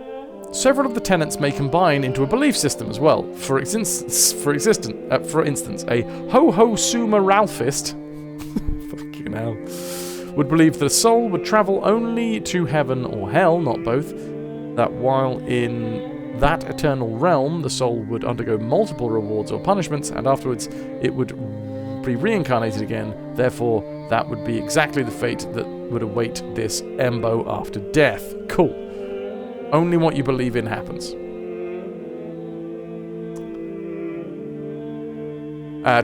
Cool. As a demiurge, it will be your job to zone housing and provide transportation for these souls. The type of housing the souls need depends on their actions during their lifetimes. In hell, you zone for the 7 deadly sins.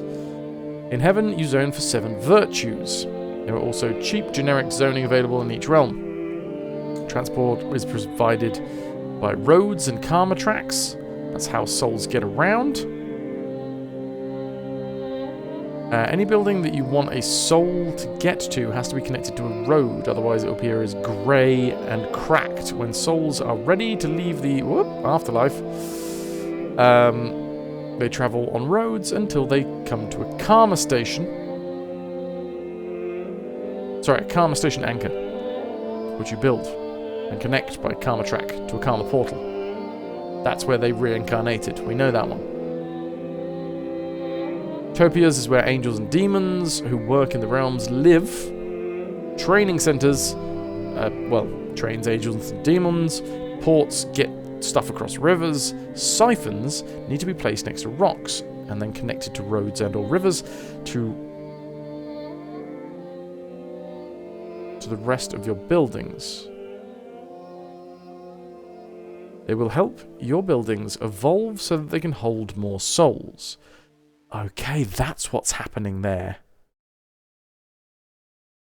The player guide seems to be very useful to reference stuff. Ooh! Oh, Ras, you're a friggin' legend, dude. Conduit, welcome in. Hello, hello. It's lovely to see you. I'm running the Afterlife. Not for humans, though. That's a very, very distinct difference that we've been told. On a scale of 1 to 1, is this harder to master your lines? I give it a 1 out of 1. If you build banks when you have money... Wait. If you build banks when you have money, then if you run out of money, you can take out loans. Oh, okay. Loan of up to 10 million pennies per bank. You can have up to 20 banks and take out 20 loans. Now I understand what that's about. Special buildings are for when our afterlife reaches certain population landmarks. The powers that be will reward you with certain special buildings. Cool. Limbo structures serve as temporary holding tanks for souls. How do I win? Well, you don't. Not really. Like other resource management games, Afterlife doesn't have a real ending, so you can't actually win. You could play until a certain year, or a certain Afterlife population, or until you earn a certain amount of money. What you really want to try for is efficiency. You consistently have to provide housing for souls. You have to do this. To do this, you need money. Your source of income is your soul rate, the money you get for each soul as it walks through a gate. Ah. Okay, so reincarnation is what we want because, you know, we want them to go back to Earth after a while. Not Earth. Not Earth. Nerf.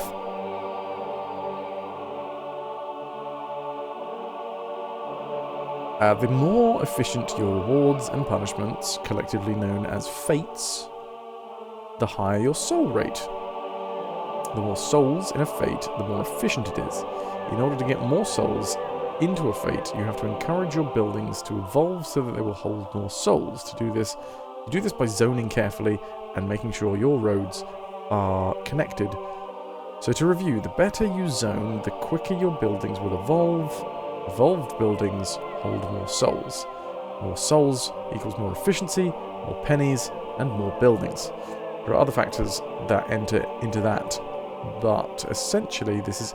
I'm starting to understand why hell was like outpacing heaven, because we've made it too efficient, and hell isn't supposed to be efficient, it's supposed to be very inefficient, because that's what it needs to be. Legally distinct from Earth.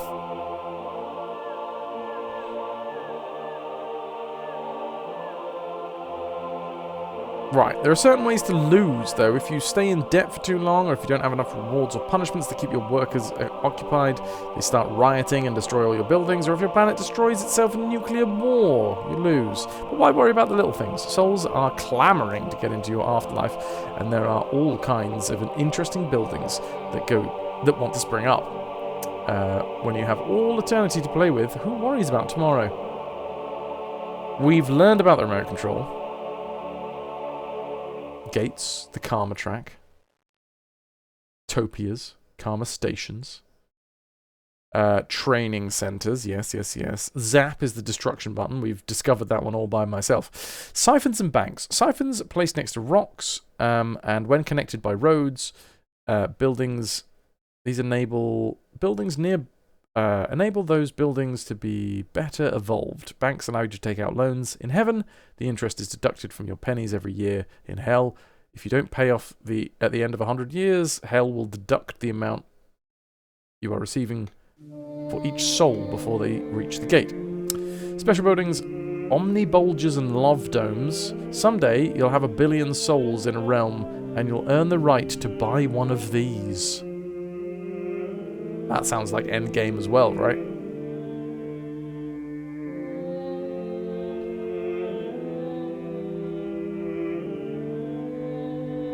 Okay. Yeah, this is way more useful.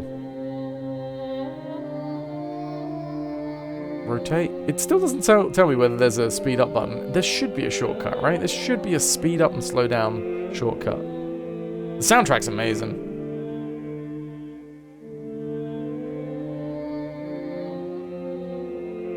Right? Am I just being blind here? Scroll up, scroll down, rotate realms. Shift click is zoom in. Page down, page up, zoom in, zoom out. No, that's zoning. There is no... Oh!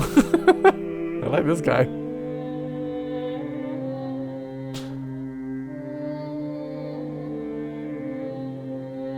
Yes, conduits.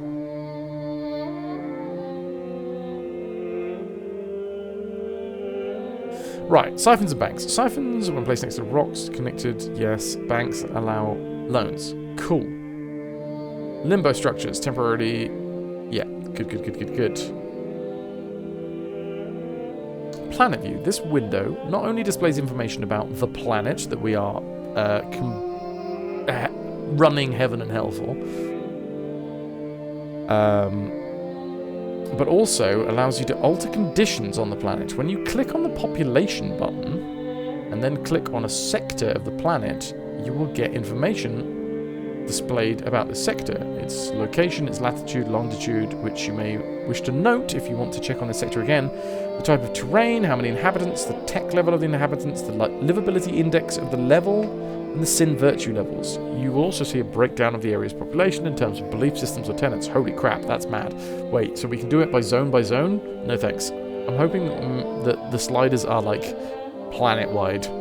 If you want to meddle with the planets, you have 3 options, all of which cost you money. When you click any of the 3 remaining buttons, you will see a slider displayed on the right and an embo outline figure on him. The slider measures how much influence you wish to wield on the planet. As you move the slider up, you will notice the pennies figure increases. The more influence you wield, the more it costs you. The way you wield influence is to click on a sector and then click the penny button to the lower right of the slider, which places an influential embo in that sector. Okay, so like the Jesus of embos. The technology button allows you to influence the techno geek, and the map displays levels of technology even. The sin virtue button always allows you to influence an artist towards a particular mix of sins and virtues, and the map displays relative levels of sin and virtue. By clicking an individual quality, the map will display the level of that quality. And move the sin and virtue sliders. Up is virtue, down is sin. Techno Geek, artsy, nailed it. Okay. We have tenets. These pie charts show the relative strength in the afterlife of competing belief systems. God, yeah, we haven't actually figured out the macro manager yet. But it's coming up. It's coming up. It's at the end of this page. But just quickly, let's look at the graphs.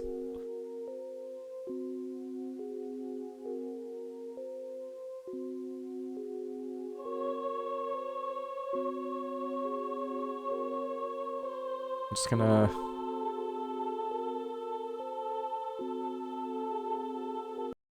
move you over here.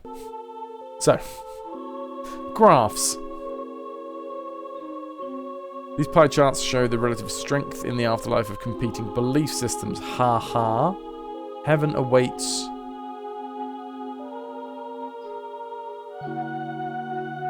Hell awaits. No. Heaven and hell awaits. Heaven or hell awaits. God, what was Oprah? What was Oprah?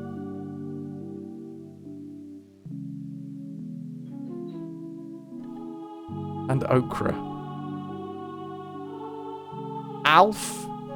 Thanks, Epic. Alf is heaven and hell last forever, right? And Ralph is reincarnation. God, what was Suma? It's very difficult, isn't it? Suma, souls undergo multiple afterlives. So we want Suma. Do you want Suma? Lots of Suma. And Susa, souls undergo singular afterlives. Cool. Haha, Alf, Suma. These are the 3 different parts that make up a whole belief system. Feel sorry for the person that had to make this manual. Surely they were the ones that got sent to hell. Ho-ho is heaven or hell await. Only cloud realms. Oh, okay, so Oprah thinks... sorry, no. Oprah, yes. Only pit realms. Oprah thinks that only hell awaits. Okra thinks that only heaven awaits.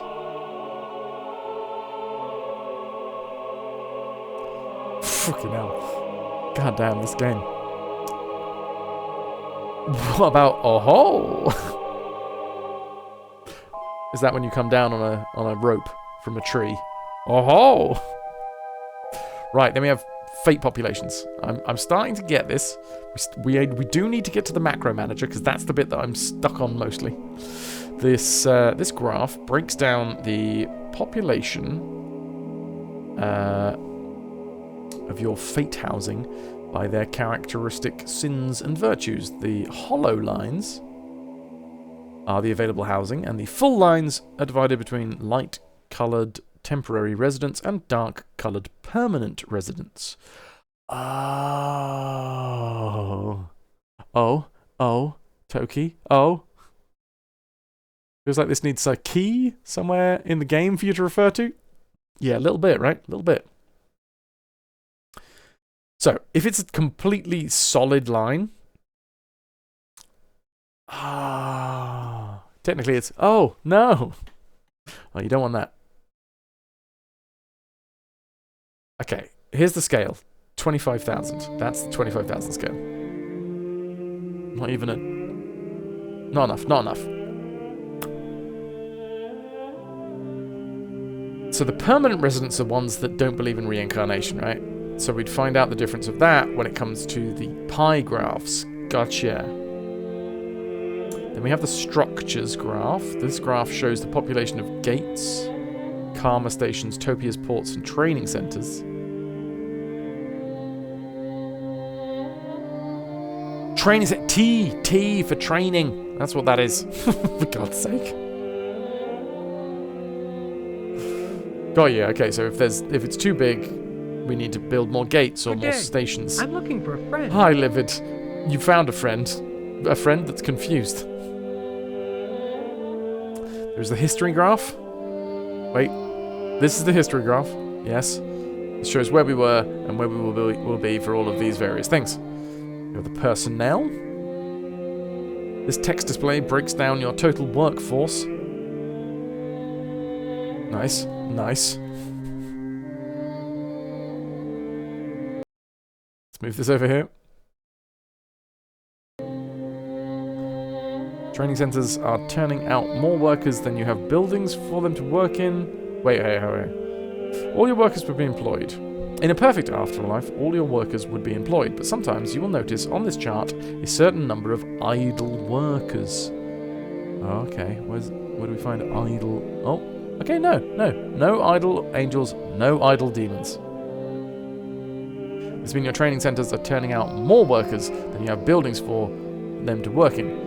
You need to turn off your training centers and zone some more workplaces.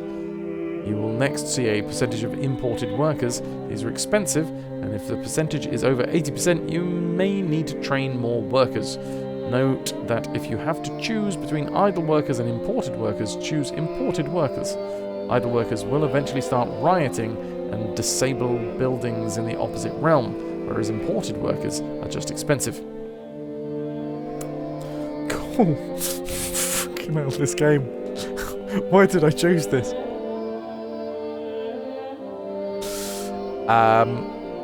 Alright. Next figure is commuting. These are expensive, but can be totally eliminated by building topias. So we're mostly imported. Nobody is commuting. Cool.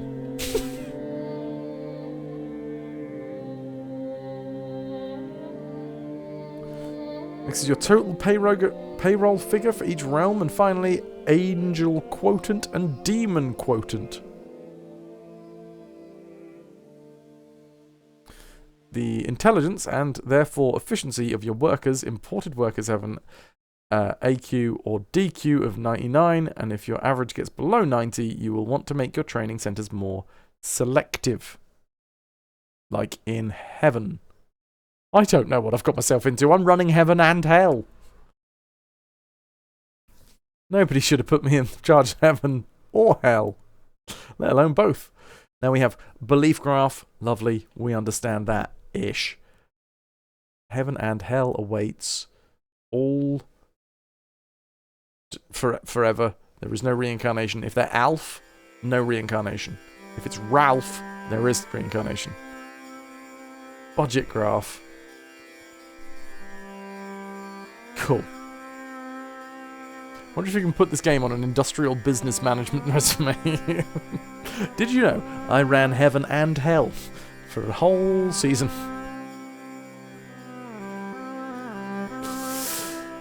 Okay, then we have the Soul View button.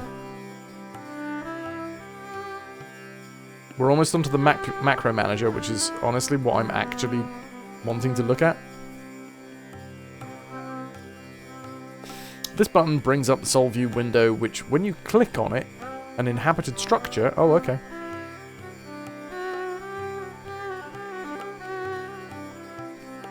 It brings up a portrait and a biographical information about the individual soul. Wait, so... Cool. Oh, is it just like one soul per building then? Interesting. When you click on the road button...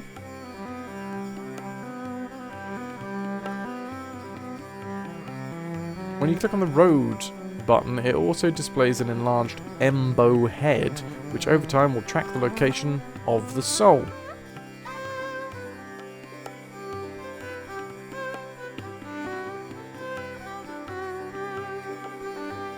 Oh, okay, yeah, I see. I'm highlighting it. Gotcha. So if I really want to, I can watch one soul go through heaven or hell. It's good news. God, this is complicated. Who knew heaven and hell would be so freaking complicated? And now we have what I actually want to understand. The feckin' macro manager. Are we paused? Yeah.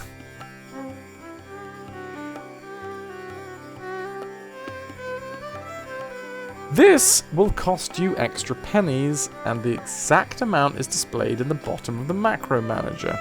Yeah.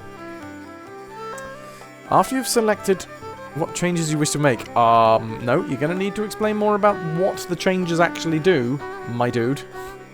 Please and thank you.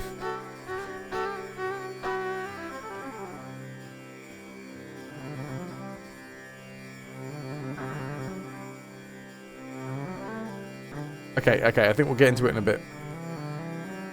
Bear in mind that the population of fates is constantly fluctuating, so the balance you enforce with the macro manager may only last for a few years. The macro manager features buttons at the top which allow you to make global changes. Padlock button allows you to lock or unlock tiles by category, Last Wrath, Humility, etc., rather than locking individual buildings with the macro. My shitty god. I am. Wait, no, I'm God. I'm a shitty god. There you go. I'm running things here. Locking keeps tiles at their current state of evolution. The scale button lets you balance fate tiles by category or use more expensive auto balance option.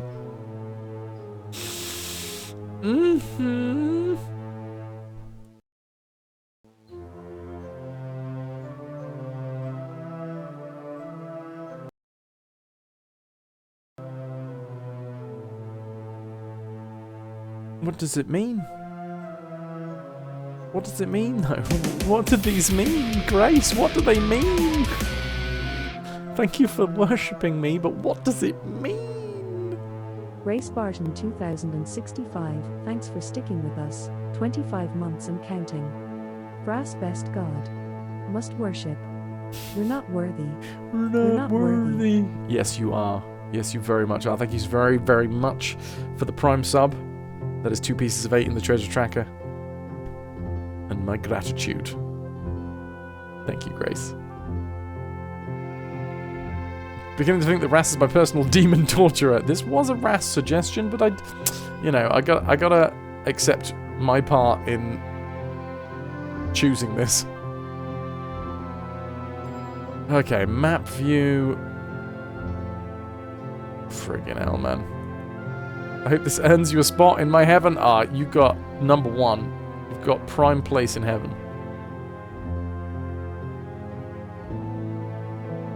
To be fair, this was it looks cool and has nice ratings, but you never played it, suggestion.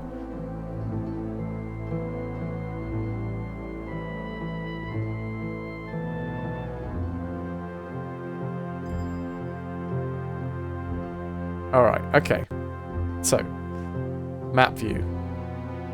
Following buttons appear on map view. Balance displays balance of temporary and permanent inhabitants. All permanent, all temporary. Gotcha.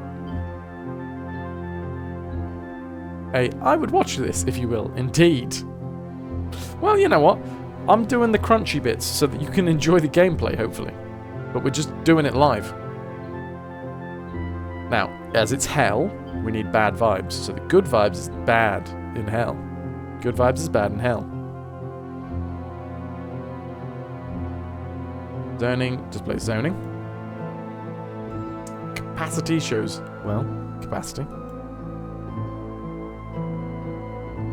Oh, and in hell, we actually want it cramped, don't we? Probably. We want everything to be bad in hell. Everything to be good and efficient in heaven. And everything to be bad and inefficient in hell.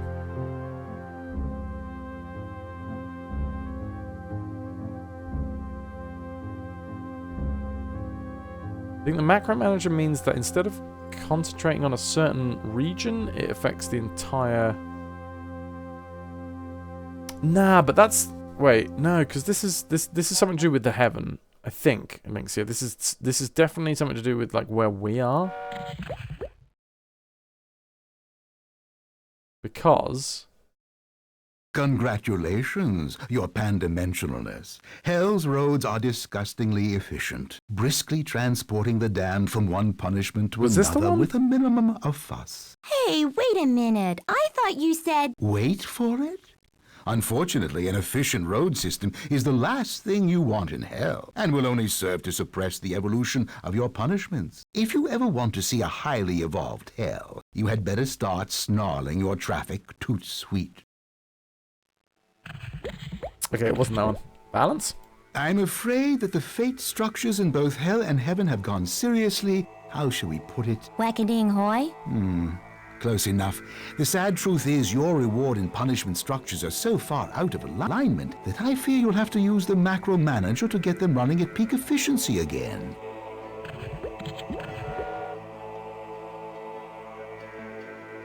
The macro manager to get them running at peak efficiency again. What does that mean? What does that mean? What does the macro manager do? I need to know. It's here, but I don't know what it does.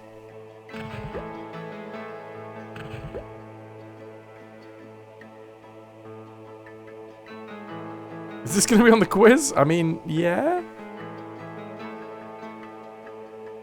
Oh, Grace. Yeah, I mean, that was one of the ones that we went through.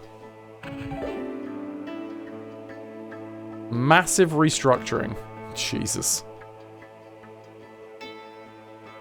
Yeah, we've done. If you do 100%, exclamation mark 100%, you will. Which I do need to change now because we've done Baldur's Gate. We had Angus the cow, Angus steak. Okay, so micro view and macro view.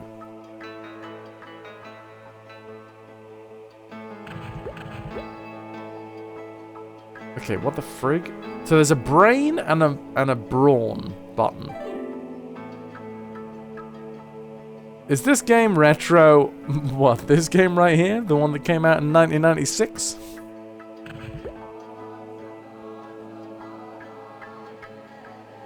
So no, yeah, not at all. Nah.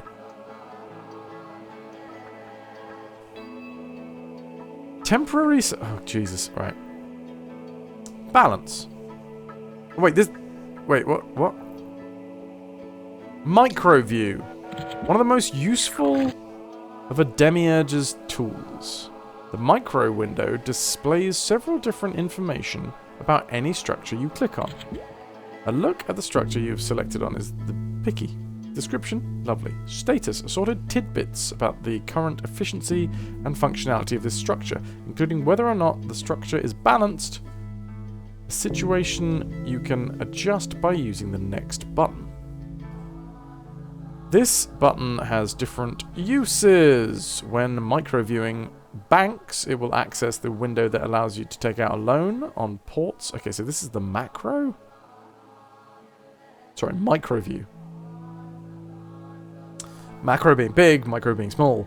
Macro, you can just be like, oh, let's change everything. Alright. Hold on.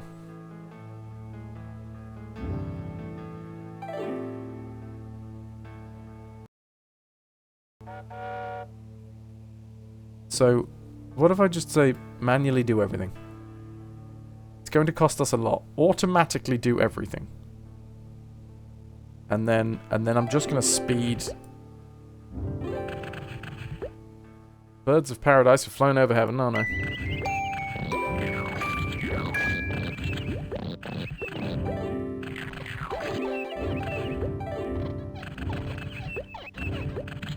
And now we'll pause again. Well, something worked in heaven because it's now no longer on. Was it balance?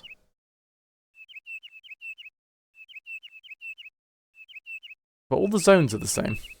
I assume it's like the type of structures that are in there. Oh god, okay, right. Because all of the buildings that we had before were like exactly the same building. They were all the same building, and now I've got a lot more diversity in the buildings?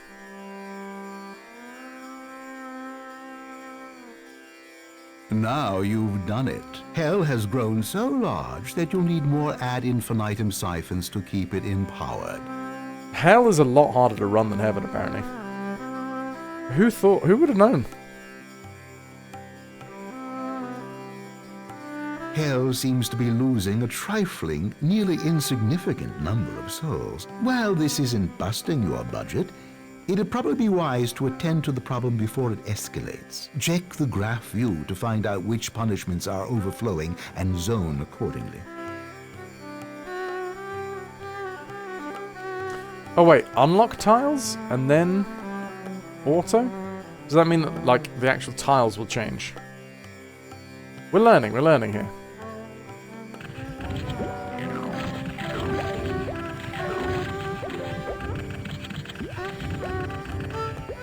Wow, boss, you've managed to get 50,000 souls into heaven. Hooray! That's exactly what I meant to do.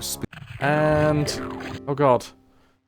Aria says, over 90% of your angels are homegrown. Maybe you should turn off your training centers. Thanks, Aria. Oh god, hell's freezing over. Oh my god, can I just slow down, please?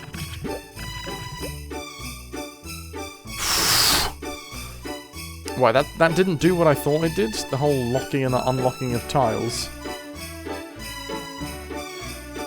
Oh, wait, it means the size of the tiles?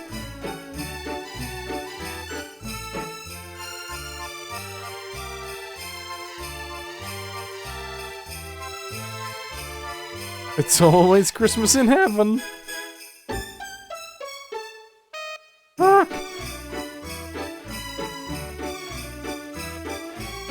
With all due respect, Your Immenseness, Hell's punishments are a downright mess, at least in terms of workforce alignment. That sounds bad. Oh, it is. If Hell is ever to evolve out of its current quagmire of mediocrity, you'll probably have to use the macro manager to make some major and expensive adjustments.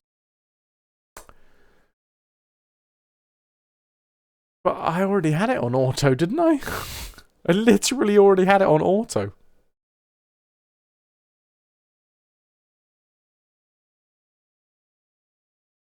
Oh, wait, it's because I hadn't fecking selected any of the bloody things. Oh, I'm a fool. Fool that I am.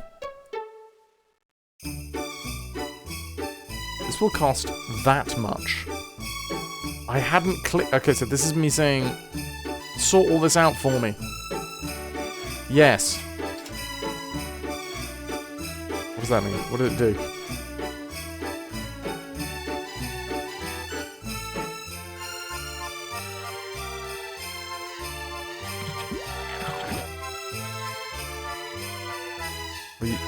Are you changing things? Oh! Okay, I literally don't know what happened, but apparently the balance is better.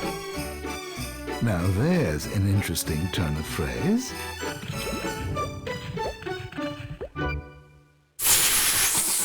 Freaking hell, man. Alright. I might be fool, but I'm your fool, falling mink. Okay, it's all working. I'm dreaming of a white hellfire. Thanks, Jasper. Thanks, Aria. Well, fiddlesticks. Heaven's losing a few souls. Oh, it's nothing to worry about now, but you might want to find out what kind of rewards don't have enough structures and zone for it. I don't know what the macro manager is all about, if I'm completely honest with you guys. It confuses me. It confuses me no end. Something to do with... But there's a dial? I can do it manually where I change it from brain to brawn. And I can choose what one?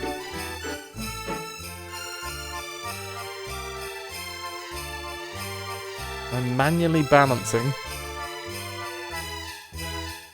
So that's like all green zone buildings would go from brain to brawn? But I don't know why. Why would I want that?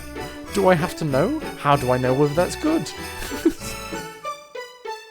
I assume I go to the macro... No. The micro manager? Which one's the bloody micro manager? Is this the one? Okay, here's the micro manager. And then we go to like a green building. And then I go to the balance of the green building. And then I find out that it is... perfectly balanced. I suppose I did already do that, right?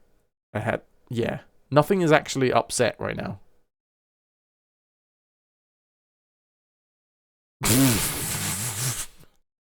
This freaking game. I mean, I'm going to be so happy when I actually get the hang of it and I start like making an efficient... Well, an efficient heaven and an inefficient hell. Need balance. Now you've done Okay, it. no, we know this one. Don't look now, boss, but the demons are ripping you off. Now, mon petit cherub. No one's being ripped off here. My demonic brethren are simply demanding a fair market value for their specialized services. Like tormenting and torturing? Precisely. Since the demiurge hasn't seen fit to build a demonic trading center, it's obvious that he's decided to stick with imported, expensive demons. But that's stupid. From your lips to the demiurge's ears, my dear. Alright, I did make a training center, didn't I? Or didn't I? Oh, I think somebody rioted and blew it up. At least the Afterlife musicians are happy. True story. So, do I not have any training buildings anymore? Oh, yeah, we absolutely... Something went down. Something went down. Wait, no. There we go. Well, fiddlesticks. Heaven's losing a few souls. Oh, it's nothing to worry about now, but you might want to find out what kind of rewards don't have enough structures and zone for it. What kind of rewards don't have structures and zone for those? Got you. Gotcha. Right. And to find out what zones don't have structures, what we would need is to either look at these things, yes, or I could go to my graphs, right? To these, no, to these, no, to these. No. It's one of them. Blue, there we go, humble. Gotcha. Dude, it's starting to seek. Seek? What? That's not words. I mean, it is, but it's not the right words. Okay. We're doing it again. I'm ready.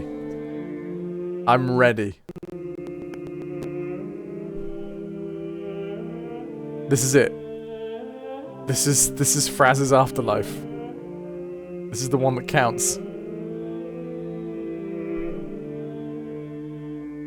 How's it looking? Have we got heaven? Heaven looks like a nice big space. This is good. Heaven? And God, hell is looking horrible. But that's good. That's good, because we want hell to be horrible and heaven to be nice and efficient. This is a lovely big space for efficient use of heaven. And, I mean, I guess putting things over rivers is probably going to be very useful. In hell? Yeah. Yeah. There's certain notes in this MIDI bank that are exact same as the ones the original composer for RuneScape music used. Hell yes. Right, so we want to make it very inefficient. So, the gate to hell should be like in a random stupid spot, like over here. Okay.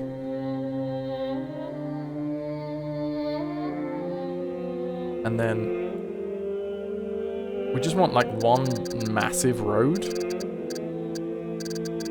Right? That'd be the worst thing. One big ass road.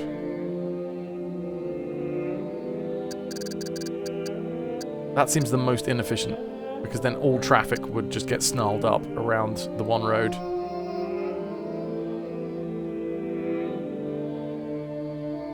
I guess. Limbo bar. Bless me. Limbo bar should be like at the end of the track, I guess.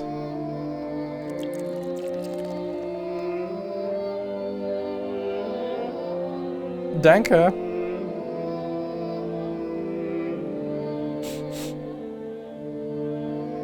Yeah, and like the thinner the track we make, the better. Can I even add infinitum? I don't mean to be a nudge, but your heaven really won't start growing until you build a gate. Of course. You don't have to build a heaven. I do really like his voice. That wasn't a real sneeze. Where was the kaboom? You were promised an earth-shattering kaboom. Alright, turn the grids off. Let's put... So there's a load of rocks here. We can turn these rocks into delicious energy sources for a fantastic, efficient heaven. Ooh, pardon me. Heaven's Gate. And Heaven's Walkway. So heaven needs to be efficient. God damn it.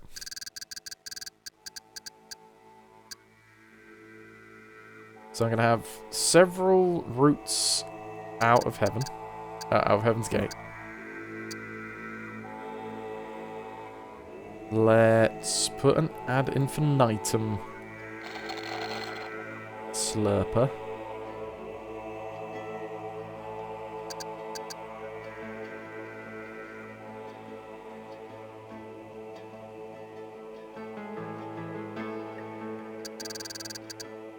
Is this going to stop? Yes, it is. Well, that's fine. Because, you know, that's efficient. That's good. That's efficient.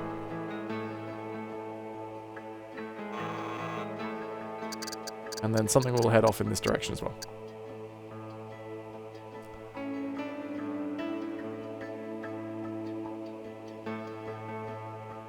I don't mean to be a nudge. Souls are leaving your afterlife because they can't find their expected fate structures. Jasper's right, boss. You'd better look at the graph view, find out what kinds of fate structures you need, and get zoning. Graph view. There's nothing to graph. Okay, I haven't actually set anything off yet.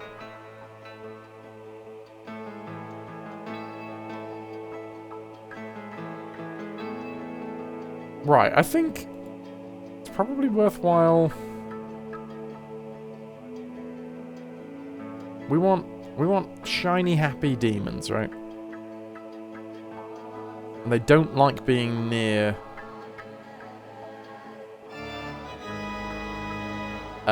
humans. Or souls. They're not bloody humans, they're souls. What are they called? Instantly forgotten.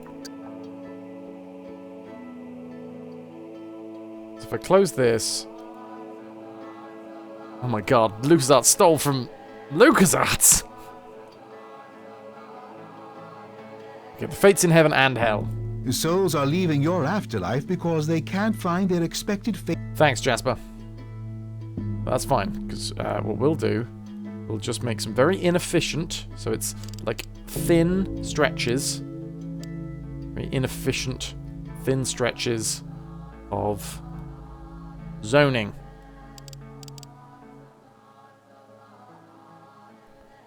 Because it's hell, and we don't want it to be efficient.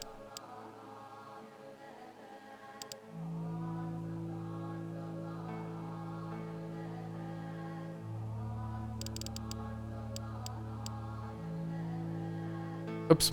Nuke it.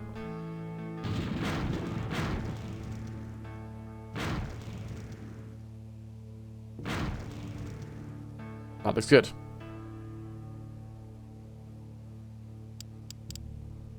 Red zone. Blue zone. Okay, okay. And then... same for heaven, but heaven wants to be lovely and efficient. So, nice, efficient, bit of blue zone. What was red? Peacefulness, ironically. Chastity was pink. Diligence is brown. Then we had orange for temperance. Yellow for charity.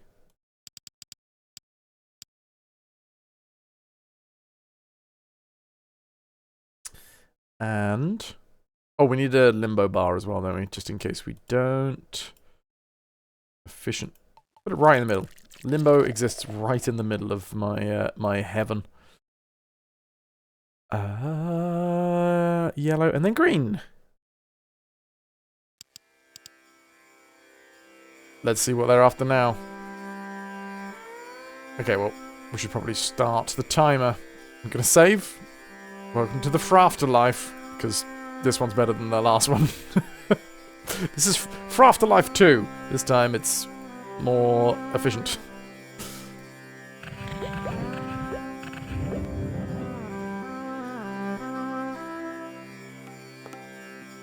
First thing that's been built is the land of milk and honey. It is an unlocked building. It's poorly balanced. It's putting out slightly bad vibes. Why is it poorly... how do I know whether it's poorly balanced or not? It looks... look, it says 50-50. What does that mean? Grace, thou chafeless fairy gold gamester. Always lovely to see you.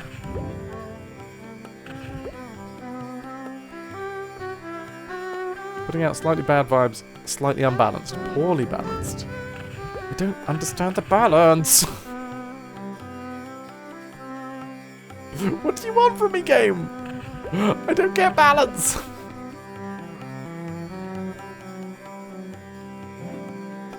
Okay, everything has started.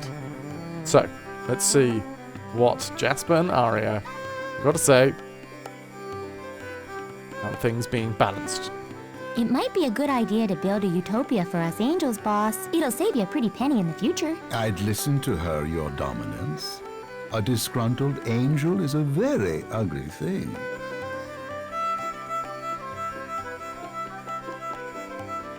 Okay. Bring a road out here. Now, angels do want to be close to humans, I think. So, let's make sure that they can get around. Let's build an angelic utopia. No, that's... here we go. Barb's Crystal City. The sound design is just beautiful. Now we need training centers, both in heaven and hell. 500,000 for the Magic Karma Station. Oh wait, no, that's not a training facility, is it? Here we go. Here we go. Here we go. Seraphim State College. No, let's just start. Start simple.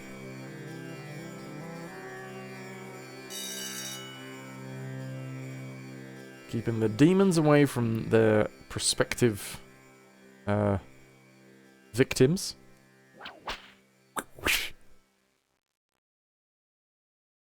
And? Congratulations, your pandimensionalness. Hell's roads are disgustingly efficient, briskly transporting the damned from one punishment to another with a they're minimum not. of fuss. Hey, wait a minute. I thought you said... Wait for it? Unfortunately, an efficient road system is the last thing you want in hell, and will only serve to suppress the evolution of your punishments. If you ever want to see a highly evolved hell, you had better start snarling your traffic toot sweet. Briskly transporting them from one punishment to another. Legendary! Pombo. How was Dindins? Right, we need... It looks like heaven could use some more ad infinitum siphons, boss of mine. Or you could just let the whole insipid realm rot into mediocrity. I like this dynamic. This is a fun dynamic.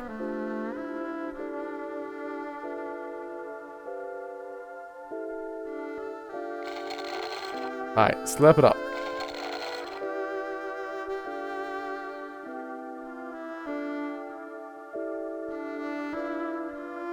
You had to get the kids to bed, which took a while, I can imagine. Didn't I build a training center in hell?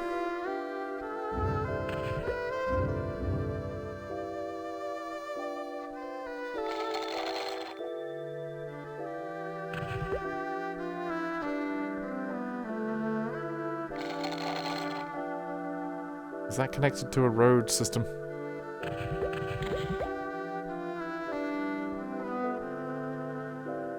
With all due respect... Oh, okay. Now we've started. Hell's punishments are a downright mess, at least in terms of workforce alignment. That sounds bad. Oh, it is. If hell is ever to evolve out of its current quagmire of mediocrity, you'll probably have to use the macro manager to make some major inexpensive adjustments. No, I'm going to learn what you mean by things being out of balance. That's what I'm going to do.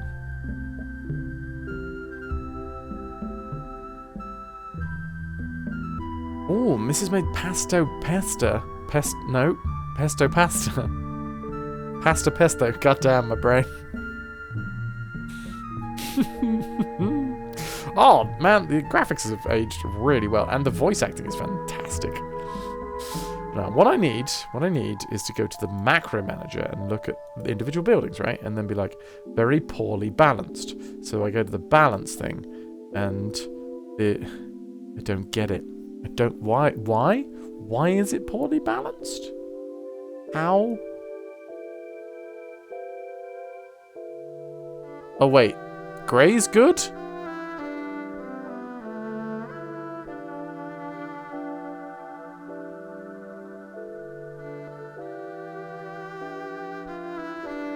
Right?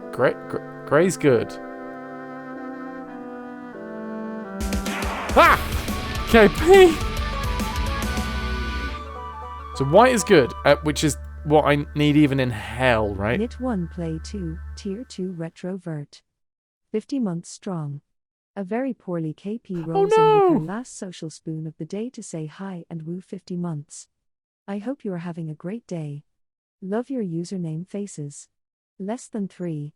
KP, it is lovely to have you here. I am so sorry that you are feeling poorly. Yeah, I did read it out 2 hours ago, dogs. That's fair enough. If it makes you feel better, I am in charge of heaven and hell. So,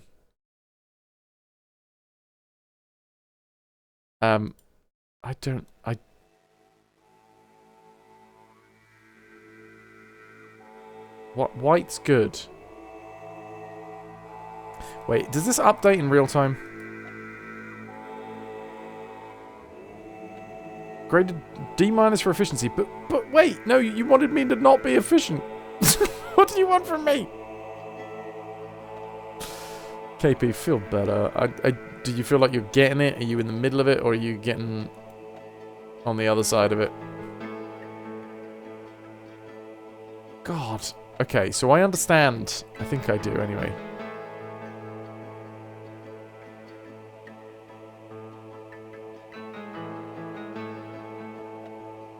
That we, in fact,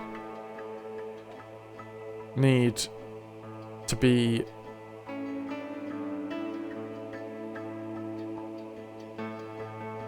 I don't get the balance. I don't get the slider. Wait, hold on. You know what I'm going to do? We're going to go back to the manual, just because I think this is finally starting to make sense. But it's taking a hot minute. KP, again, actually, not, I don't think again, because I don't think I properly said thank you. Thank you so much for the tier 2, 50 months.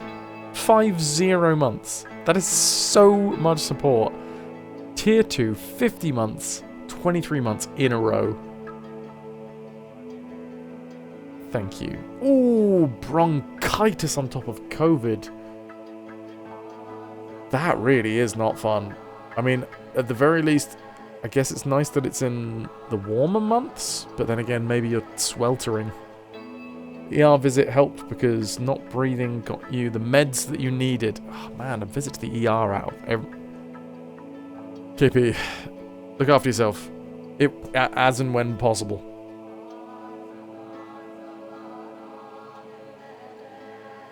Been a week. Damn.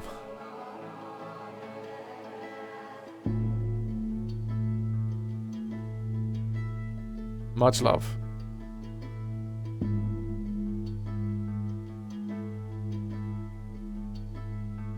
Right. Do you want to know about this incredibly complex game? I'll do my best to explain it. You just sit there and enjoy COVID. I am a demiurge, a local deity in charge of a planet's afterlife. I look quite suave in the current video thumbnail. Thanks, Dappy. I'll take it. My regular Sunday job, yeah, exactly. It's what I think of when I think of streaming. Well, I'm in charge of the afterlife. Obviously, the week is your normal life, and then weekend is the afterlife. But yeah, effectively what's happening is I have to reward those that go to heaven, and there are 7 virtues that I need to reward, and there are 7 sins that I need to punish in hell. In order to do that, I need to build buildings, and it's like a SimCity style game where I zone. So I zone for a certain sin, zone for gluttony, or sloth, or whatever, and then in heaven I zone for the equivalent virtues.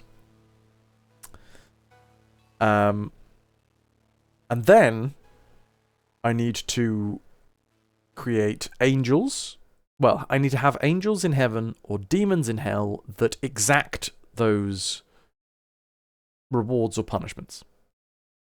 Now, if we don't have housing for those demons, then they commute from other realms, which is very expensive, and then we need to pay more. So we need to have housing for demons and angels.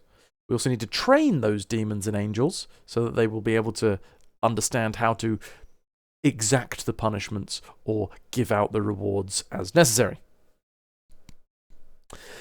And the most confusing thing that I'm butting up against at the minute is this whole balance thing. So fate is, you know, the structures that they go to. So if somebody was evil in their life, if they were, what's the word? If they were gluttonous in life, they might be sent to this building over here.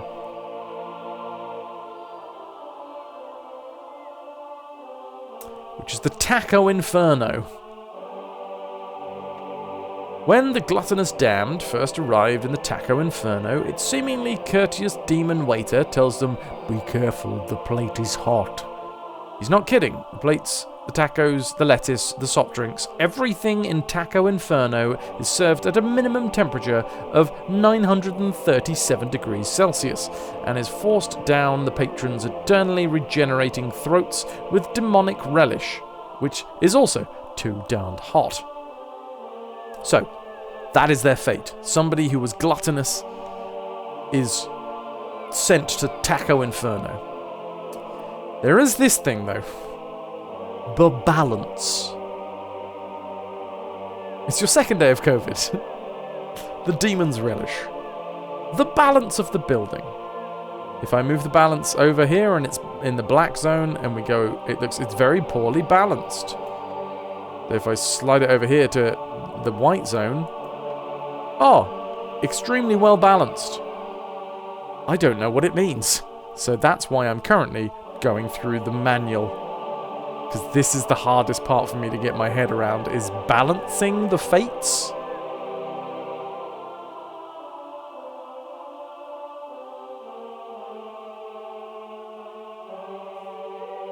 So there's muscle on one side, and there's brain on the other.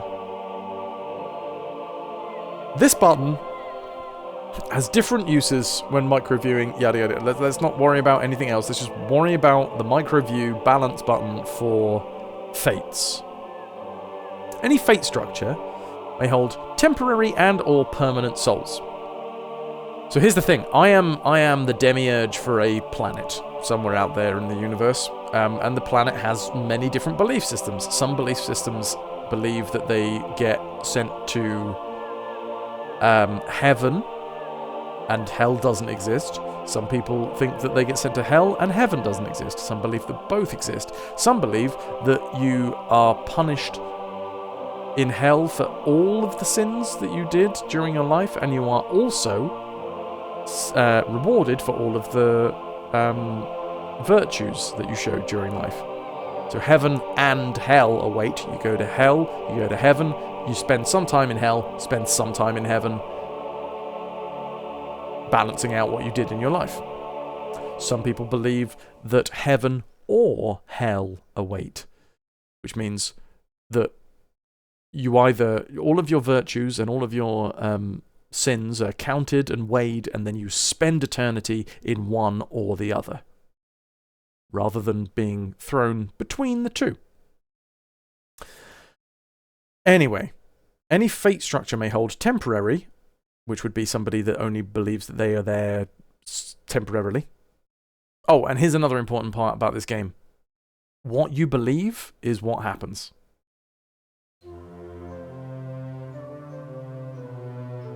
So temporary souls are going to move on to another fate, or reincarnate. Permanent souls will stay in this fate for eternity unless the structure is destroyed. The micro-view balance window shows the relative amount of temporary souls, light color, to permanent souls, dark color.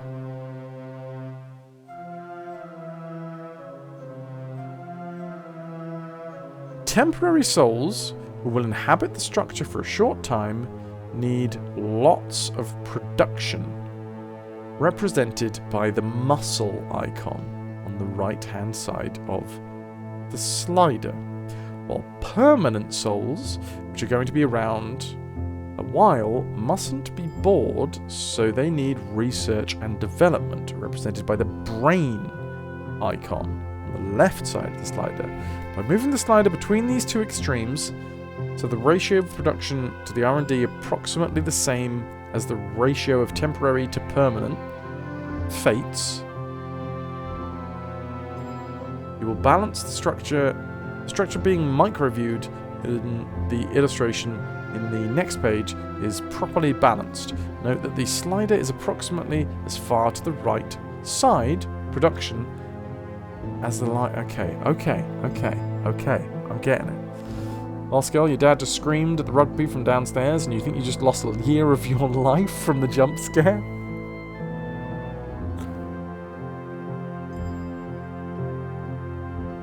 I can heal you with the game. Right. So basically, in these buildings, if there's a lot of temporary people, we need a lot of muscle power. If there's a lot of permanent people, we need a lot of brain power.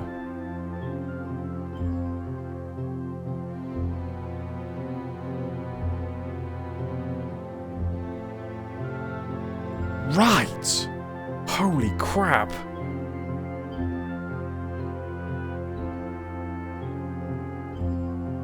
It makes sense, but it is an annoying way to show it. Muscle is temporary, knowledge is eternal.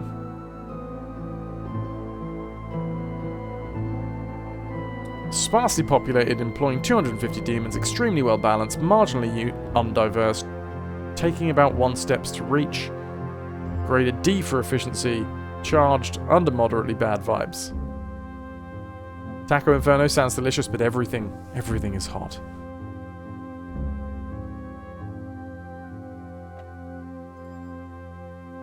What was it? 937 degrees Celsius, and you have to eat it.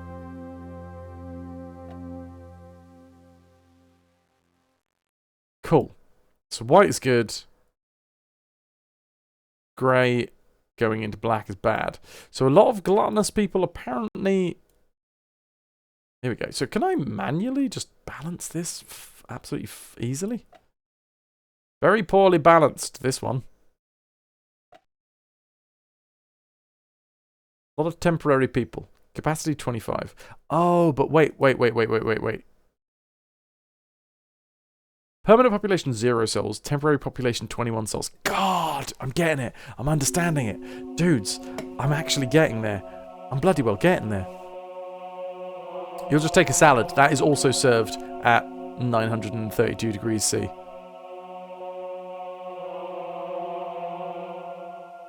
Punishing Peep Show Pavilions.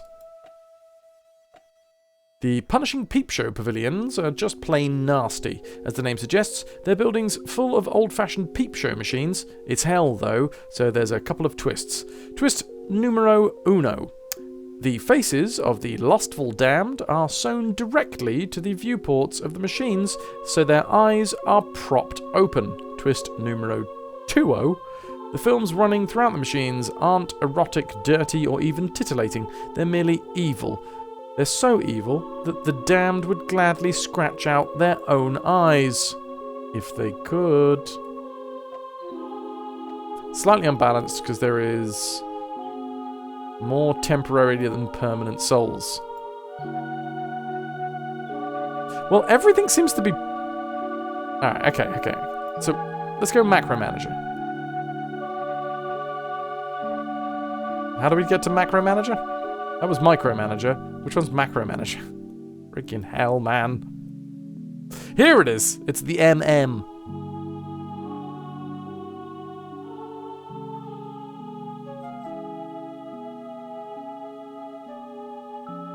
So everything looks to be slightly more... So this is just me saying everything is balanced towards temporary. Right?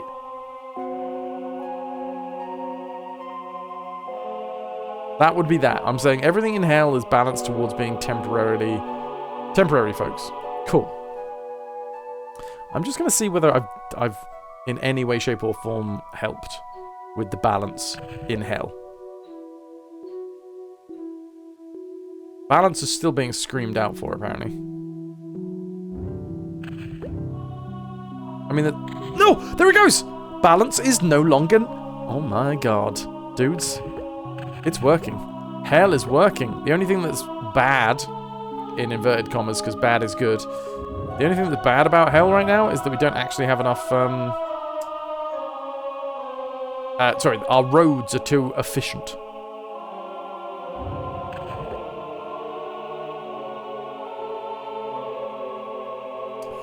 You are biased. My frustration words is always hell, never heaven, true? Ah, hell.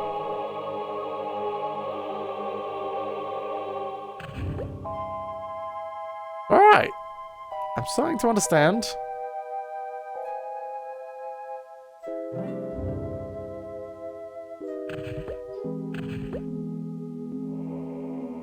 Which is good to know.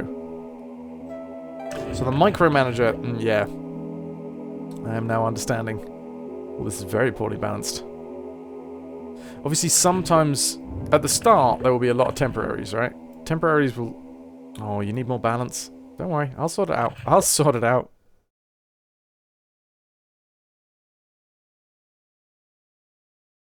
Temporaries are actually a lot harder to deal with, I assume? Because they might get replaced with permanent.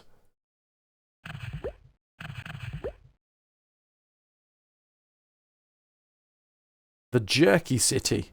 The mildest of punishments for avaricious souls teaches them a grotesque lesson about greed. The demons in these cities have rigged it, don't ask me how, so that everything a soul touches turns into processed meats. It's sort of a Midas touch gone horribly, horribly wrong. The most valued items in the cities are those that no one has touched, but the greedy natures of the damned eventually get the better of them, so nothing stays demeated for very long. All in all, it's a pretty pathetic sight, and with the constant oppressive heat, these places stink to high heaven too. Hello, Spidey, it is good to see you. Okay, the vibes. What's going on with the More vibes? than a few of hell's punishments have fallen under unfortunate clouds of good vibes. Ooh, good vibes are keen. Yes, but not in hell. If you wish to eliminate these keen patches of hell, I'd suggest putting a dystopia or a gift structure near the afflicted buildings. Okay, okay. The vibes are off. Welcome in, Spidey. How are you doing? Have you played this? This is SimCity, but hell. Welcome to your flightmare. Submitted for your approval. An envious soul boards a plane. The demon sitting next to him has halitosis and wants to sell him a set of gold-plated lawn jockeys. He moves to another seat, only to be confronted with a little old lady demon who is strangely compelled to tell the life stories of her 234 grandchildren to anyone within 2-meter radius. He switches seats again and again, only to be confronted with an infinite barrage of boring, obnoxious demons. Return your minds to their fully locked and upright positions, and remember to put your sanity into the overhead storage compartment. You've just entered hell. So, the completionism for this one, I'm thinking, is probably unlocking all gifts. Because I think they're milestone-based. I think. I don't know. I would, 100% of the game is always what we're after. Oh god, the vibes in heaven have changed. Wait, hold on. Balance chart. That's what I need. Balance chart. Here it is. No, not this one. Get out of here. Map. And then vibe map. Show me the vibes. That's soul view. God damn it. I will learn. When will I learn? Where's the friggin' map? Is this it? Yes, of course. The one that looks like... does not look like a map. Anyway, vibes. Vibes. Hell. Ah, crap. Oh no, there's like good vibes over here. Okay, so I think I've made the demons happy.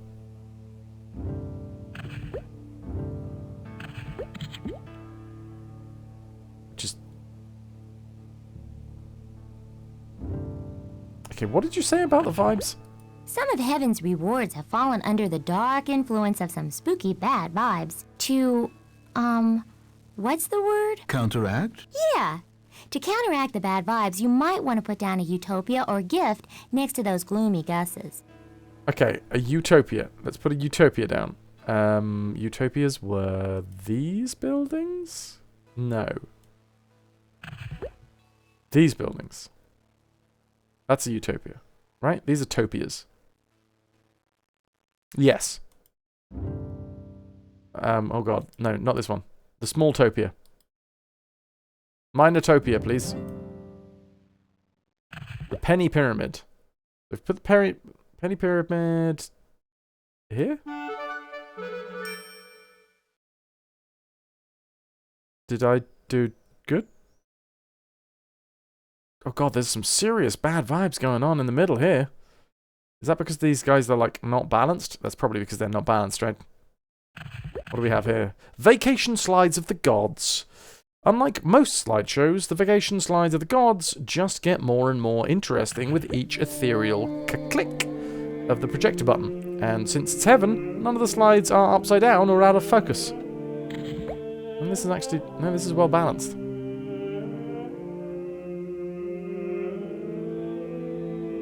Well, this isn't... is that giving off bad vibes? Slightly underdiverse, under very bad vibes. How?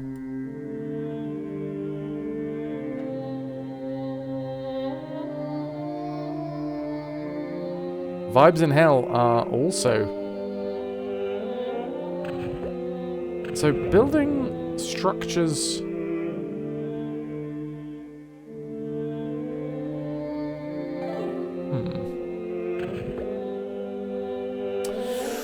Right, so there's different styles of buildings. Different styles of buildings give off different vibes. Okay. There is a very, very bad vibe area over here. Should we just delete some of these buildings? Some of these green buildings, right? Those are the ones giving off the baddest vibes. Or is it just like one of these that's... right, let's try and balance this whole area, right? And maybe that'll counteract some of the bad vibes? I don't quite know how to counteract bad vibes. Good vibrations.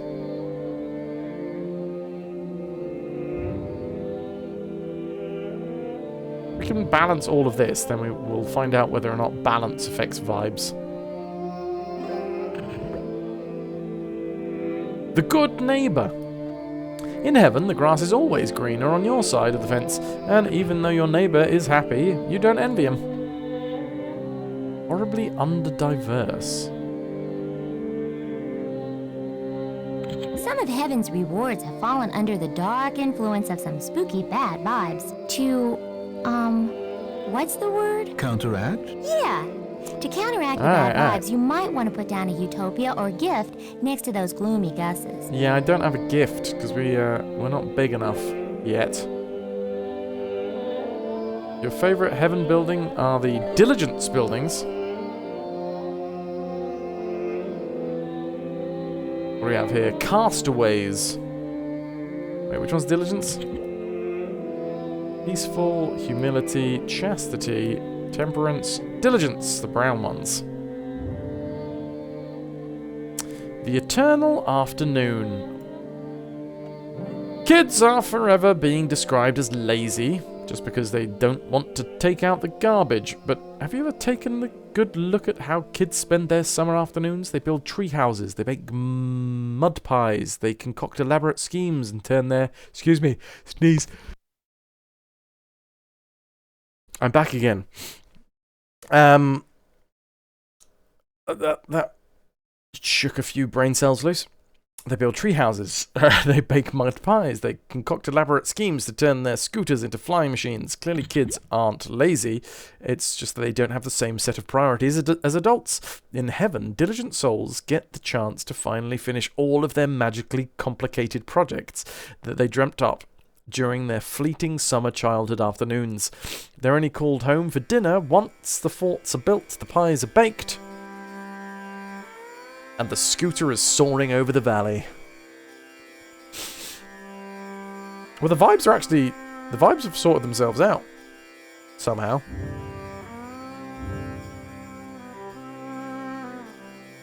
How's the money sitch?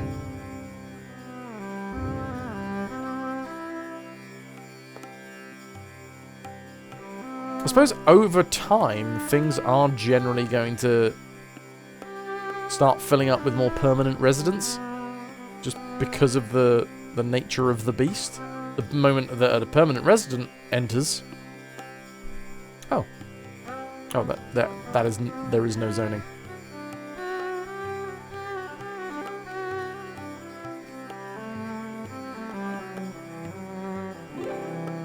Okay, so it's still just the roads. The roads are the downside of my, Oh, you know what I haven't done yet? I have not linked up with any of these fountains. What are they called? The Karma Portal. No one knows how souls first discovered that travelling into the unpredictable energies of the Karma Portals caused them to be reincarnated. Perhaps it was the overzealous demon throwing a damned soul into the purplish energies in the house in the hopes of inventing some new form of torture. Maybe it was an inquisitive angel trying to bring more joy to a blessed soul. In any event, once the souls began to realise that reincarnation was a possibility, the worms were effectively out of the can. Ever since that day, demons and angels have struggled to transport souls to these trans-dimensional doorways with varying degrees of success.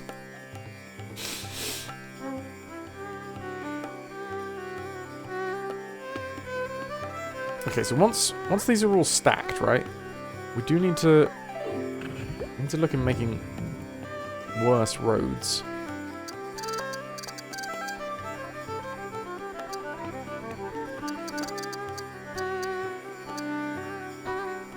So we basically need a loop, right? The least efficient road would be a loop that doesn't actually loop.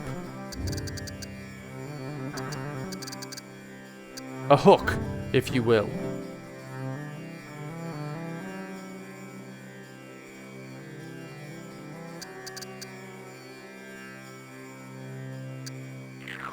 A loop de-looped. You also remember to save every now and again. Oh yes, that's a good shout. That's a good shout. Thank you, Spidey. Thank you, Spidey.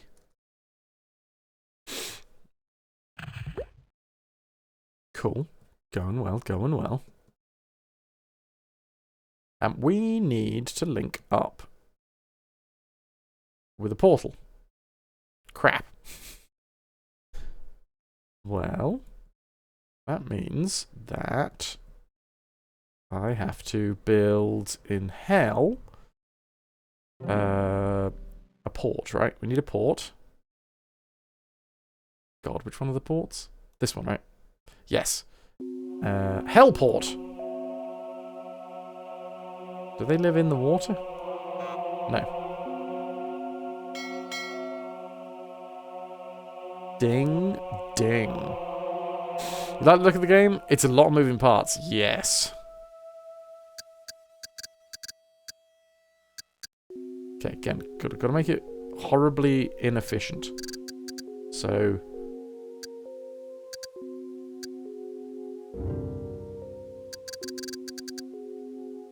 this tees off over here.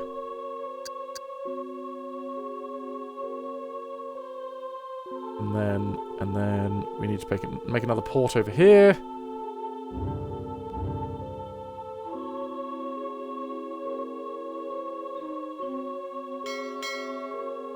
Oh, that was silly, wasn't it? Should have made the port. Wait, hold on. Can I destroy that? Oh no, birds of paradise are flying over heaven. Red and purple, what a vibe. So, obviously needs to be completely and utterly horribly inefficient. So, heaven port over here. Heaven is getting shat on right now. In hell, a number of punishments aren't at their worst, because there's a siphon that isn't connected to enough demonic structures. How about now?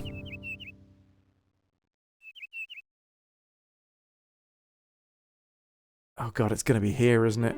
Let's flatten hell. Rotate.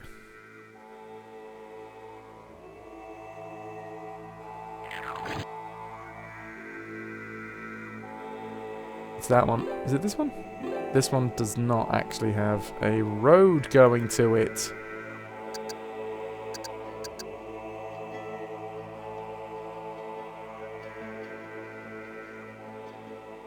Okay. So, now make a road from the port, and then we need to make the Karma Soul Mover. We need to make an inefficient inefficient. This did not. It is a single game franchise, which is exactly what I've been looking for.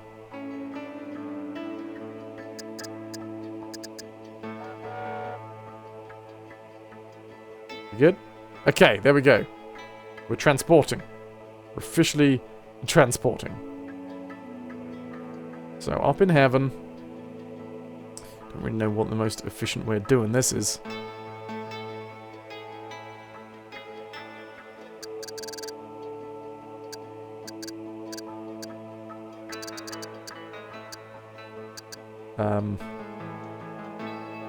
I guess we plan for the future. Maybe I do need the grid here.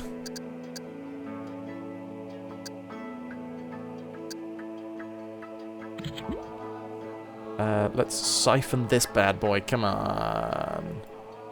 Ad infinitum. And then at the end of the road... No, not at the end of the road. I want... Soul Mover. And then link this bad boy directly, in a very efficient manner.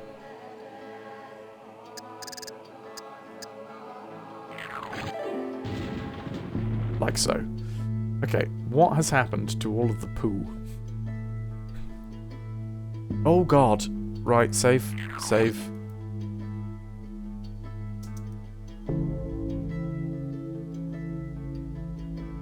What happened to the poo? I'm going to save because there's a few things that apparently have happened. Oh, wait, no, it's all... It's gone. Okay. There was an issue. There is no longer an issue. Dogs, you need to go off for a bit. So if you miss the end, break a leg on Tuesday and amaze the audience. Thank you, dogs. Thank you. In terms, actually, I should say, for this upcoming week, in terms of streams, tomorrow is tech, which is going to be a long day. Tech is always a long day. We also have not had a lot of time, so we're probably going to be, yeah, hitting the ground with all of our might. So I can almost guarantee you no stream tomorrow. It would be an absolute miracle. If I do stream tomorrow, congratulations, you will be witnessing a miracle. Tuesday night is opening night.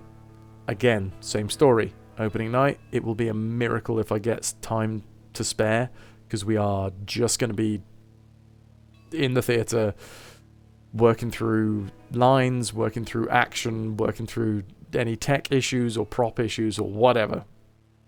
It is a thing. So Monday, Tuesday, tomorrow and Tuesday, probably no streams. Wednesday, I can guarantee there's not going to be a stream because I am called for rehearsals through the day. And then in the evening, I will be performing. Now, from then, Thursday, Friday, Saturday, it's a bit up in the air. All right? Don't really know what it's going to be like. Because it just straight up depends on when I'm called for rehearsals. This is when the stream streak breaks are going to happen, because if I can stream, I'll be streaming through the day, probably around midday, maybe 11 o'clock, and they'll probably be for like 3 or 4 hours. Spidey, it's true, but this is also how I pay rent outside of acting. So, you know, I gotta keep one eye on the future, because I do want to, keep some folks around for when I stop acting and then need to rely on streaming for... It's because I've obviously made the correct decision of gaining my income from the easiest sources available, aka content creation on the internet. Everybody knows how easy that is to make a living from. You probably miss most miracles, whether they're there or not. Your week is full as fuck. But you'd rather see you take the time to prepare and not stress yourself out shortly before the show. Conduit. Official_conduit cheered. Another piece of 8 in the treasure tracker. Thank you very much, dude. Easy. Links here, what time is it for reference? It's 21:21, 9:21 in the evening for me. Thank you, can't do it. Right, what was I doing? Because there was a load of messages that disappeared up here. I stopped the divine intervention. Let's go back to mortal plodding and see if they come back.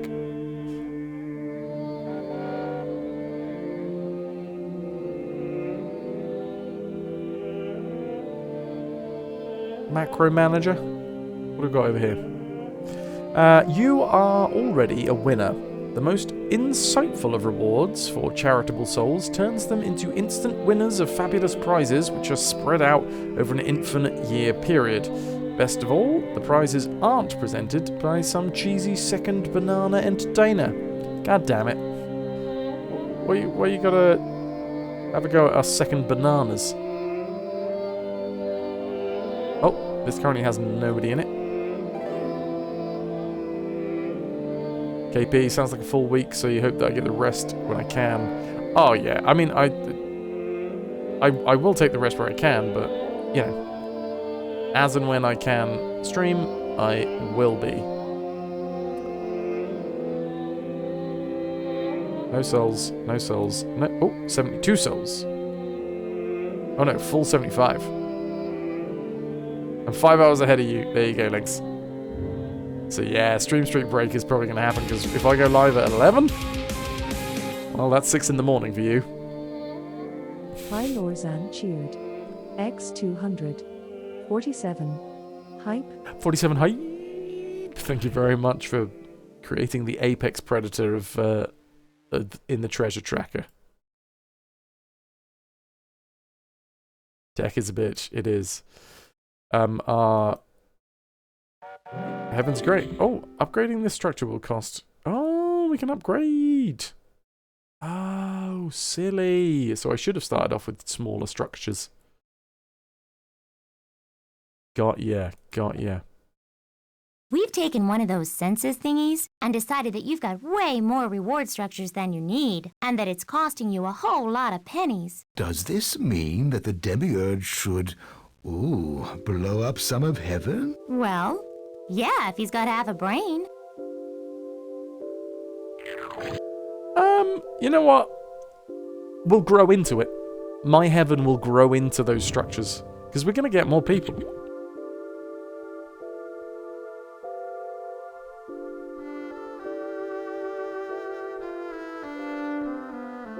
Alright, let's go back to a more bog standard naming convention. Right, we've got too many rewards and not enough people, but that's fine.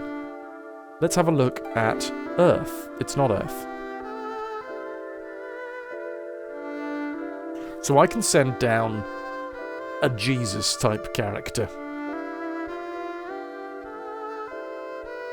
who will spread, or I can send down an evil type character as well, apparently. What the bloody hell is this? No idea. Who can tend towards people towards being angelic or demonic. So wait, if I need more people to be charitable, then we send down someone for charity, right? Okay, I need my stats. Here we go. Stat buildings. Oh god. My money just steadily going downhill. Oh god. Right, we need someone lusty.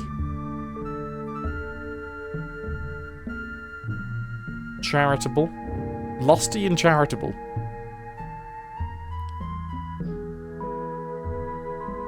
This is going to be my Jesus type character. Right? And then I just send him down like that? No. Like that? You inspired the gifted sculptor Cleac Tricactler. Funky.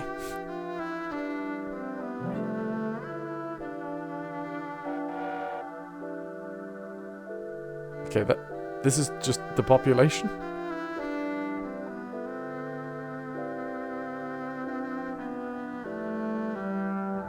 Technology, sin, virtue, tenants.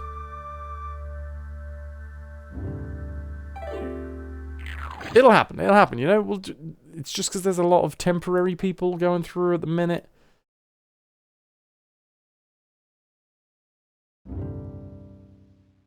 Soon, it'll start picking up.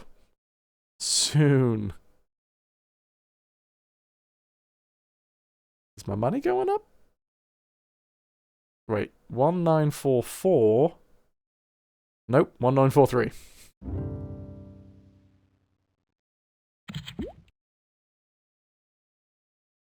Good lord. Oh god. Bats out of hell have been unleashed. Christ, slow down, slow down. Why is there no... Okay, apparently we're losing souls, and I can't remember what, how, why, or when. Ooh, that's giant cake! Hold on, I need to pause and find out what's going on with the giant cake.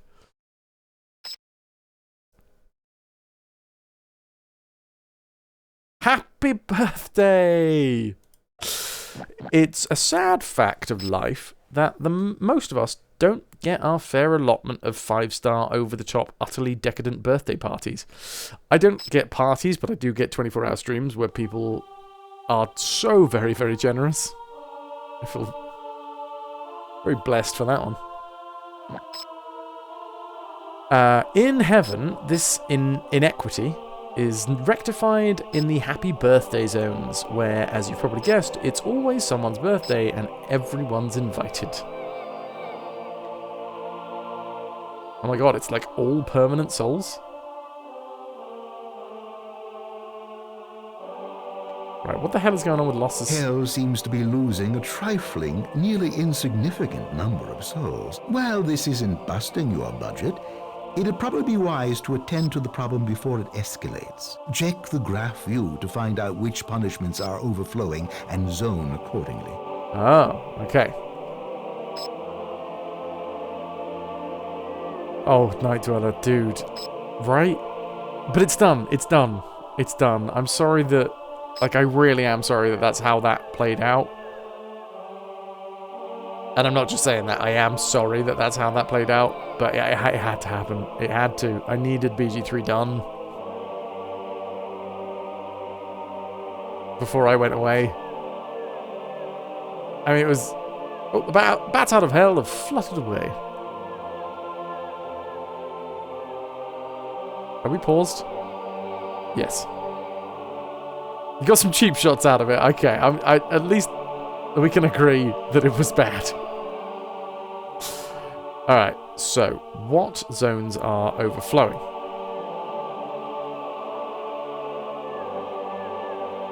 No zones are overflowing, right?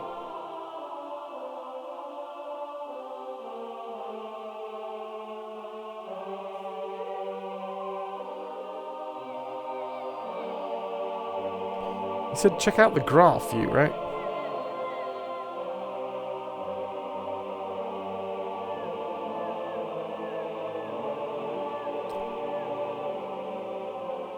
I'm not... Oh, of course you got the aircon! Hell yes, Night Dweller.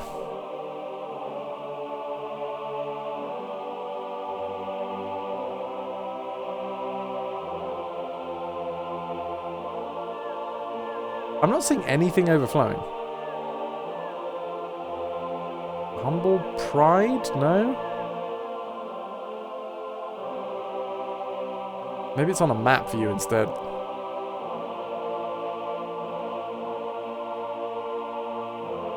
Can we zoom into this map? No. All temporary, all permanent. We're looking for... Right, efficiency. We want terrible efficiency.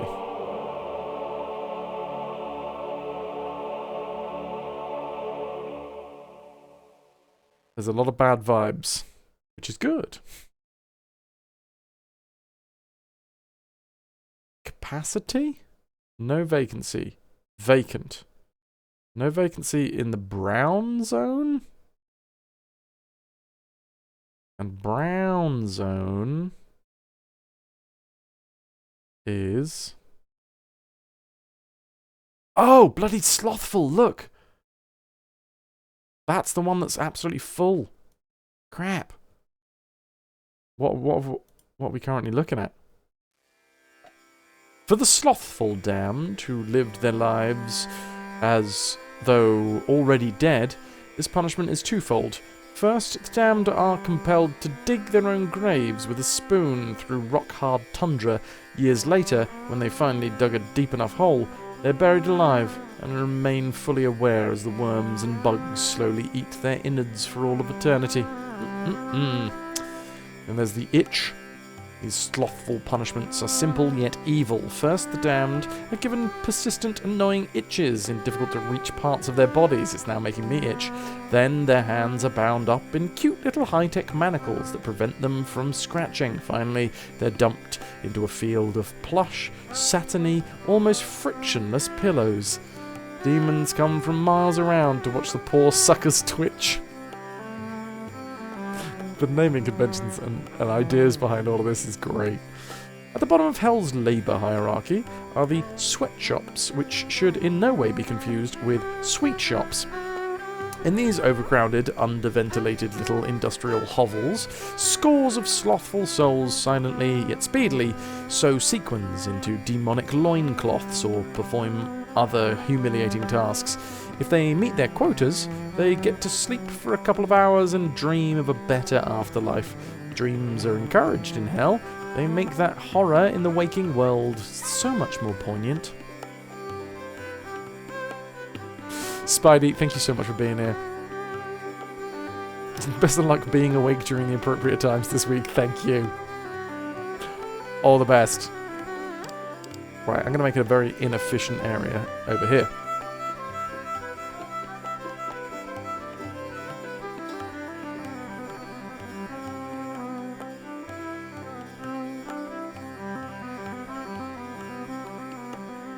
So we've got more sweatshops, more itch.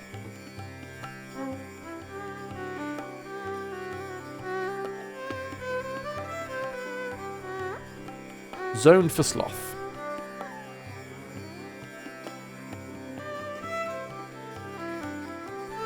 So we were losing slothful. Oh, what a snoozy little kitty. Okay, it's quite ironic that the slothful buildings are being built very quickly.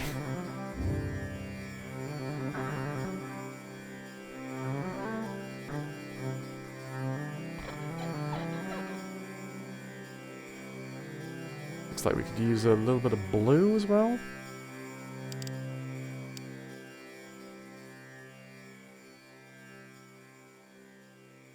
Feel like you could do well with the nightmare fuel here.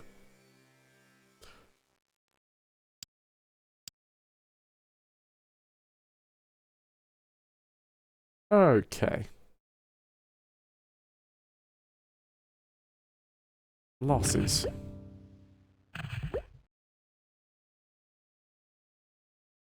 Penny inflow.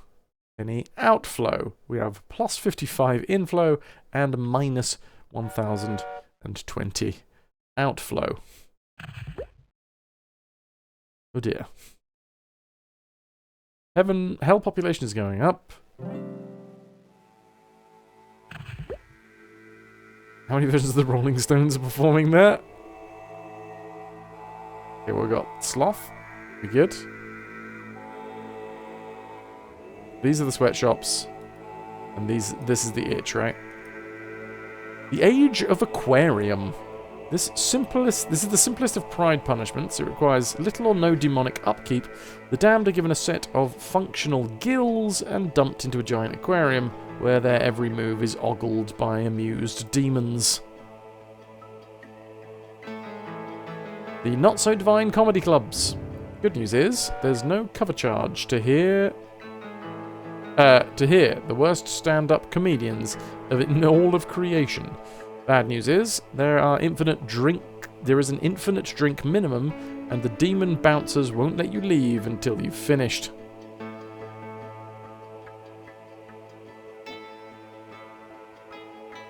Can I, like, just change the style of building? You don't know who this cat is on Instagram, but you just saw her and she is stressed and brilliant and you love her. Oh god, that face. That's a face that a mother could love.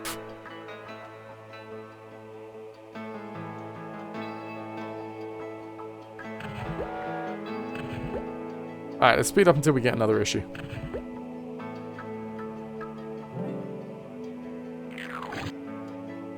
Oh god, what was that?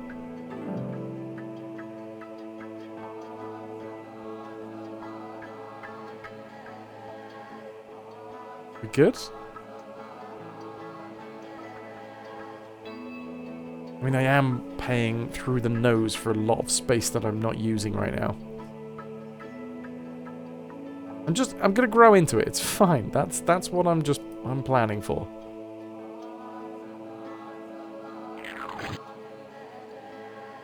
Let's move you out of the way. Let's save.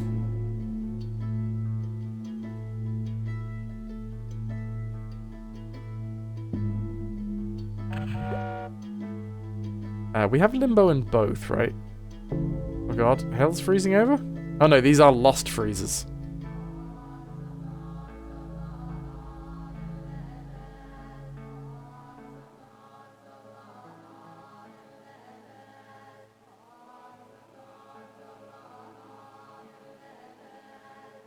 The worst little whorehouse in hell. Many of the lustful damned are pressed into service by these demonic houses of ill repute. Strangely, that movie with the similar name did a remarkably good job of conveying the sheer horror of these establishments. Hell seems to be losing a trifling, nearly insignificant number of souls. Well, this isn't... Whatever. Whatever. Okay. So, once more, we need to go to our graph view. Where are you, Hell? What's maxed out? It's Sloth again. But I've got, like, zoned Sloth. Fine, we need more Sloth. Oh, lots of Sloth.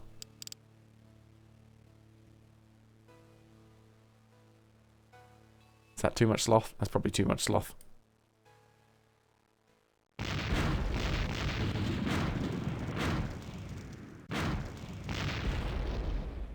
There we go. That'll do.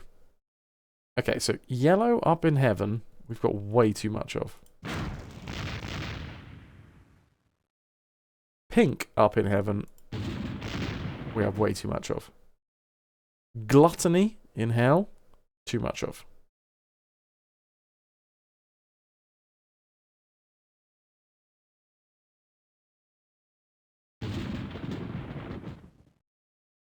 That was gluttony, right?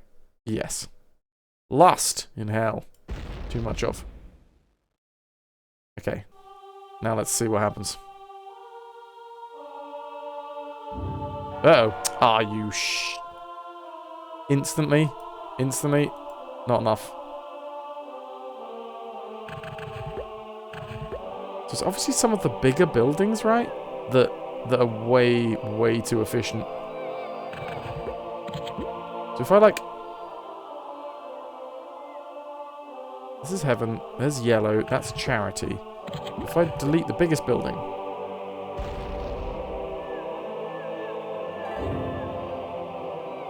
Oh, that's mad.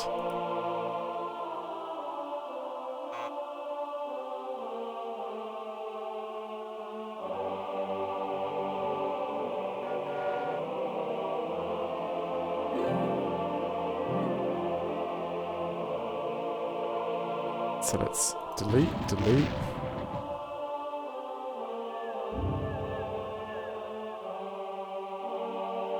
It's very hard to manage the like gigantic oversight. This is in the red, which means I assume that we're losing money. Not as much as we were, but we are, yes.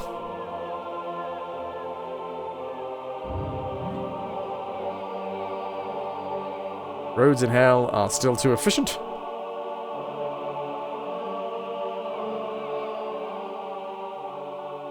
Pink thou up in heaven. We have too many. We must cull.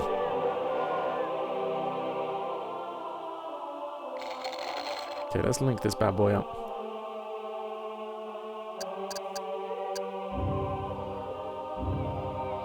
And now in hell there are more losses, so we're maxed out somewhere. Okay, I'm starting to learn. I'm learning, everybody. I'm learning. Envy. We need more envy.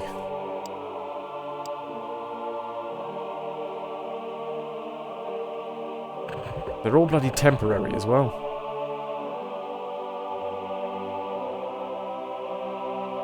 Is that gonna be enough?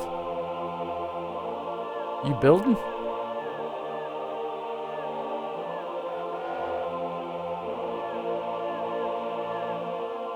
Okay, let's make another envy over here.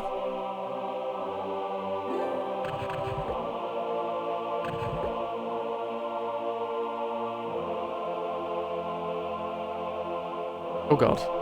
Okay, the scale keeps on changing. What one over here? Well, if these are all temporary, then we should balance them, right?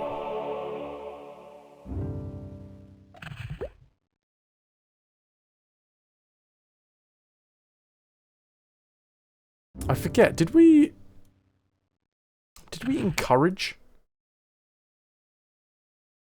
envy?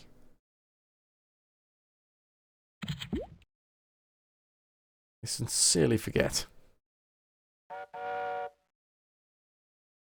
Alright, we now have a little bit of space.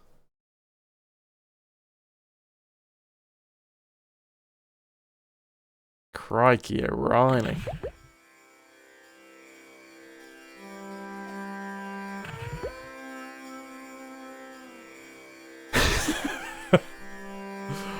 Yeah, we're still losing a whole bunch. Heaven and Hell's population is going up. So I don't quite understand how we make more money in this game. Is there some really icky place in heaven that you could send some people to? You've been checking and answering some of your DMs, and the lack of common courtesy and online conversations is concerning. And hell sounds like too much fun. Yeah, there's some boring places in heaven, for sure.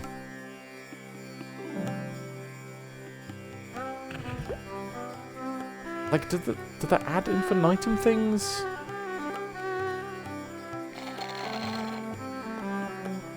Bring in money?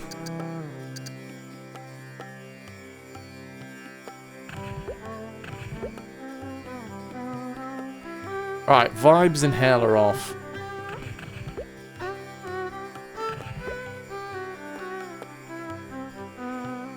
Let's speed up a little bit. Oh, and balance is also off in hell.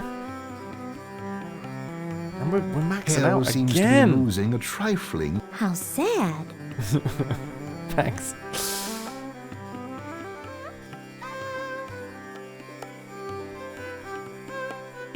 A constant balance.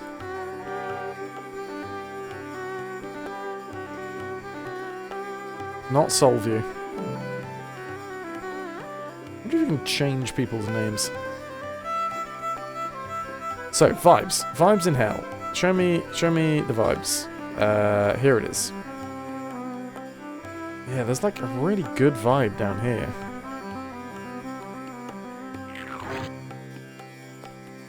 So let's put some stuff around here. And we need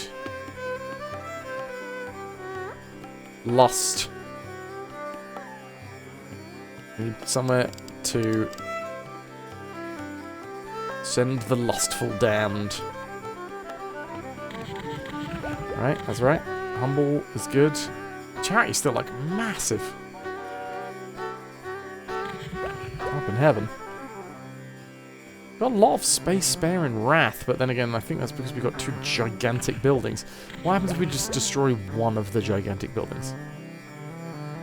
Surely this should be fine. Wait, if I use the viewer to find out how much they each have? 3,600. Okay, that one's got way more souls than that one. The Spy Springs? The wrathful damned in these tiny hamlets are given secret orders upon entering, which seems kind of fun at first. Then it occurs to them that everyone else is a spy too, and then no one can be trusted. Eventually, everyone wanders the streets with a paranoid, furtive look in their eyes, afraid to say anything lest they blow their cover. Always starts as a peaceful protest, but the wrathful nature of the damned always ensures that something goes wrong. Yeah, let's get rid of the riot. We lost 78? Why am I losing people?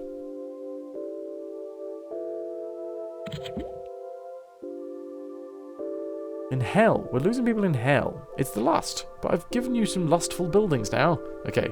Ah, for fuck's sake. Instantly, I now have massive extra capacity.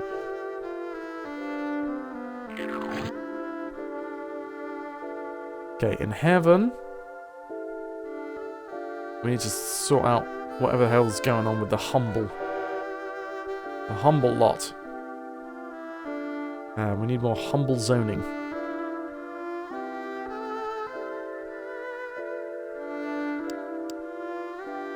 There you go.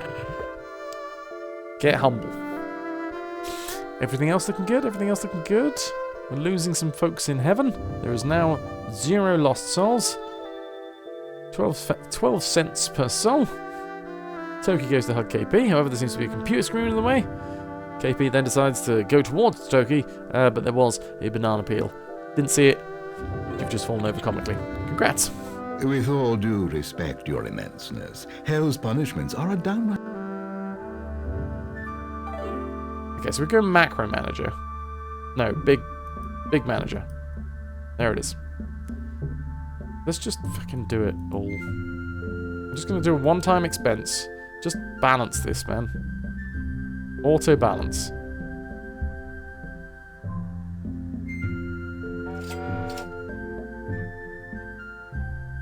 That should now sort it right out. The only thing with hell is the vibes.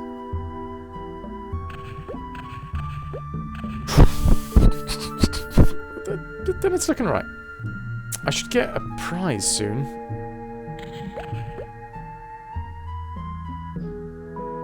Humble souls at some point. Come on. I need you to have more buildings, please.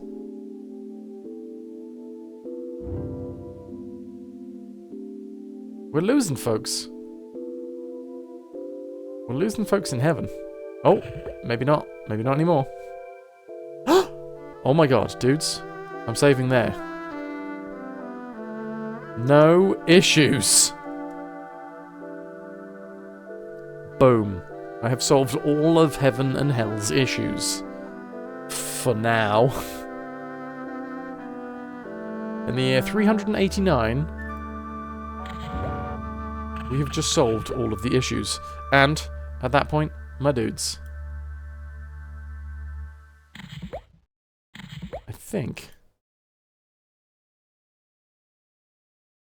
that is where I'm going to put a pause in for the day. I will come back to the afterlife, but it might not be for a little while. Here's an anchor. I let it go. It falls. And it marks itself in the VOD. Splosh.